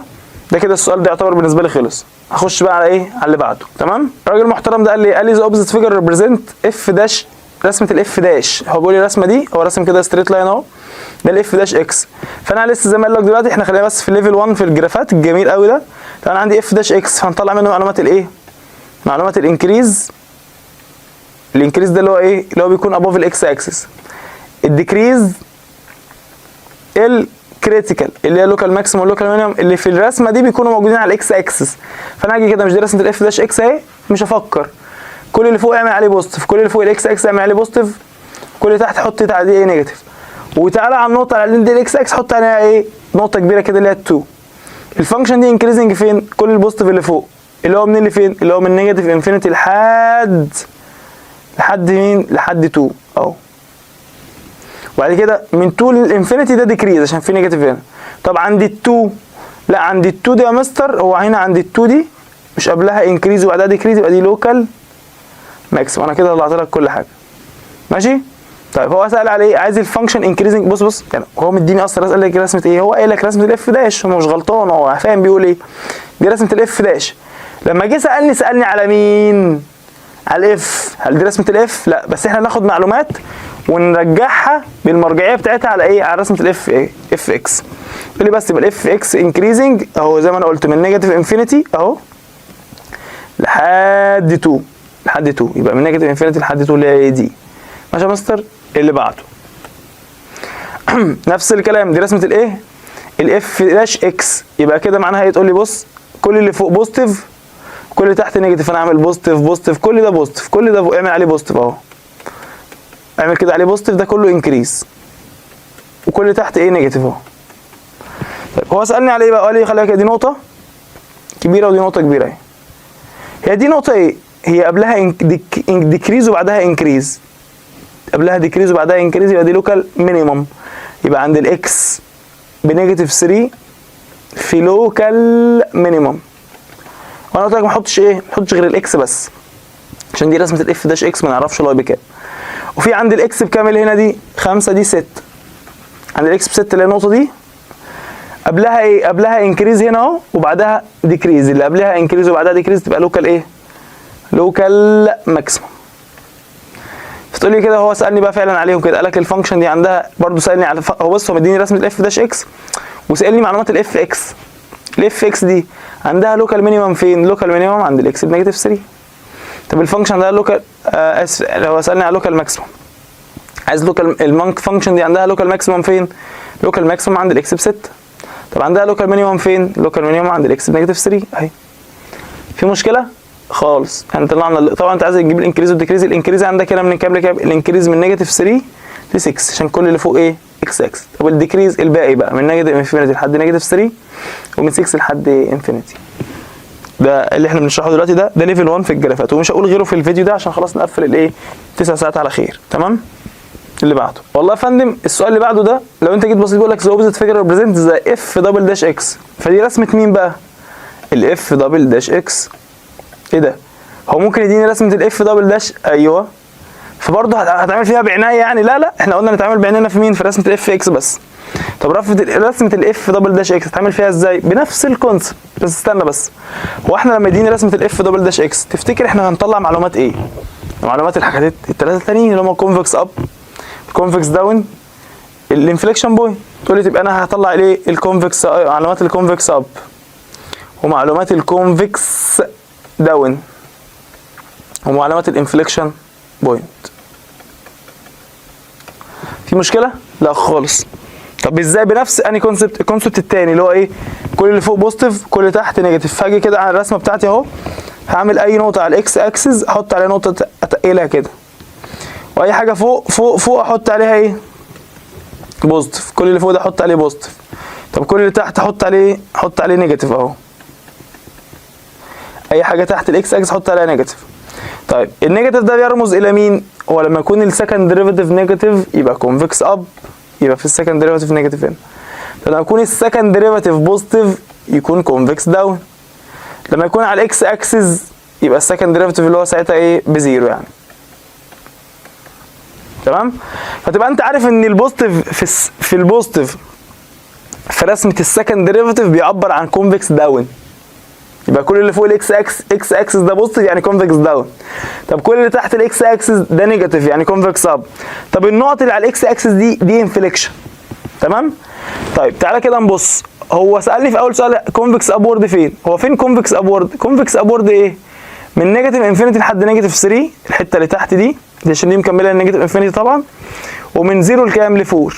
فتقول يبقى كده كونفكس ابورد من نيجاتيف انفينيتي لحد نيجاتيف 3 يونيون من 0 لحد 4. جميل جدا. فتقول يبقى ايه؟ كونفكس ابورد من نيجاتيف انفينيتي لحد نيجاتيف 3 اللي هي دي، ومن 0 ل 4 اللي هي دي. فتقول له بي سي ان توجذر اللي هي دي. سالني برضو كونفكس داون فين؟ كونفكس داون فين يا مستر؟ اهو اللي هي الحته دي من نيجاتيف 3 لحد 0، اللي هي الحته دي من نيجاتيف 3 لايه؟ ل0. من نيجاتيف 3 لايه؟ ل0. ومن 4 لحد انفينيتي دي كونفكس ابورد. فتختار ايه؟ من نيجاتيف 3 ل0 ومن 4 لانفينيتي اللي هي اي بي توجذر. طيب سالني يا مستر قال لي ايه؟ قال لي فين الانفليكشن بوينت اللي عندي؟ انفليكشن بوينت فين؟ فكل النقط على الاكس اكسس دي تقدر تقول لي انفليكشن بوينت اللي قبلها ايه؟ نيجاتيف وبعديها بوزيتيف، كونفكس اب وبعديها كونفكس داون، قبلها كونفكس داون وبعديها كونفكس اب، قبلها كونفكس اب وبعديها كونفكس داون، كلهم اللي هم نيجاتيف 3 و0 و4. نيجاتيف 3 و0 و4 فتقول له اول ذا بريفيوس. في مشكله؟ دي اسهل حاجه في الدنيا. فلو عندي رسمه الاف دبل داش اكس اللي عايزك تتعلموا الفيديو ده بس، احنا بنطلع منها معلومات الايه؟ الكونفكس اب ومعلومات الكونفكس داون. ازاي؟ كل اللي فوق بوزيتيف وكل اللي تحت نيجاتيف بس. كل اللي فوق بوزيتيف بيعبر عن الايه؟ عن الكونفكس داون. طب كل اللي تحت نيجاتيف بيعبر عن الكونفكس ايه اب. خليك فاهم ان البوزيتيف في رسمه الاف داش اكس بيعبر عن الانكريز. طب البوزيتيف في رسمه الاف دبل داش بيعبر عن الكونفكس داون. لازم تبقى مرتب الحاجات دي بقى. البوزيتيف في رسمه الاف داش اكس بيعبر عن ايه؟ وفي الاف رسمه الاف دبل داش بيعبر عن ايه؟ طب النيجاتيف في رسمه الاف داش بيعبر عن ايه؟ طب في رسمه اف دبل داش بيعبر عن ايه؟ طبعا احنا ما بنعملش موضوع البوزيتيف والنيجاتيف ده رسمه الاف اكس، احنا ما بنحتاجش كده، احنا بنشتغل بايه في رسمه الاف اكس؟ بعينينا سعادتك. ماشي؟ عندك مشكله في السؤال ده؟ لا سؤال حلو ما فيهوش اي مشكله. يلا اللي بعده. قال لي عندك اهو ستريت لاين. قال لك الستريت لاين ده برده ايه؟ ده راسم لك كده عليه، قال لك دي رسمه الاف دبل داش اكس. فانا برسم الاف دبل داش، يبقى رسمه الاف دبل داش اكس يبقى انت هتطلع 3 معلومات اللي هي كونفكس اب والكونفكس داون والايه يا مستر؟ والانفليكشن. الانفليكشن يا غلبان. طب يلا هتعمل ايه؟ ما عنديش غيره، هو كونسبت واحد. كل اللي فوق بوزيتيف، كل اللي فوق الاكس اكس حط عليه بوزيتيف، كل اللي تحت الاكس اكسس نيجاتيف، والنقطه اللي على الاكس اكسس تقلها كده. طيب اللي فوق ده يرمز الى ايه؟ البوزيتيف في الكونفكس، البوزيتيف في السكند ديريفاتيف يبقى بيرمز الى كونفكس داون اللي هو البوزيتيف في السكند ديريفاتيف. طب والنيجاتيف في السكند ديريفاتيف يرمز الى كونفكس اب. هو سالني ان قال لي الفانكشن كونفكس ابورد فين؟ كونفكس ابورد يعني السكند ديريفاتيف نيجاتيف، يعني الحته اللي فيها نيجاتيف اللي هي من اول فين؟ من اول 2 لحد انفينيتي، يبقى من 2 لانفينيتي بس. ماشي؟ طيب قال لي يا مستر الكيرف عنده انفليكشن فين؟ انفليكشن النقطه على الاكس اكسس دي عند الاكس بكام؟ ب2. ولو انت عايز تقول له كونفكس داون فين؟ لو انت عايز تقول له هو كونفكس داون فين؟ فممكن تقول له كونفكس داون من نيجاتيف انفينيتي لحد 2. يبقى كده من نيجاتيف انفينيتي لحد 2 كونفكس داون، ومن 2 لانفينيتي كونفكس اب، وعند ال 2 في انفليكشن بوينت. الحمد لله.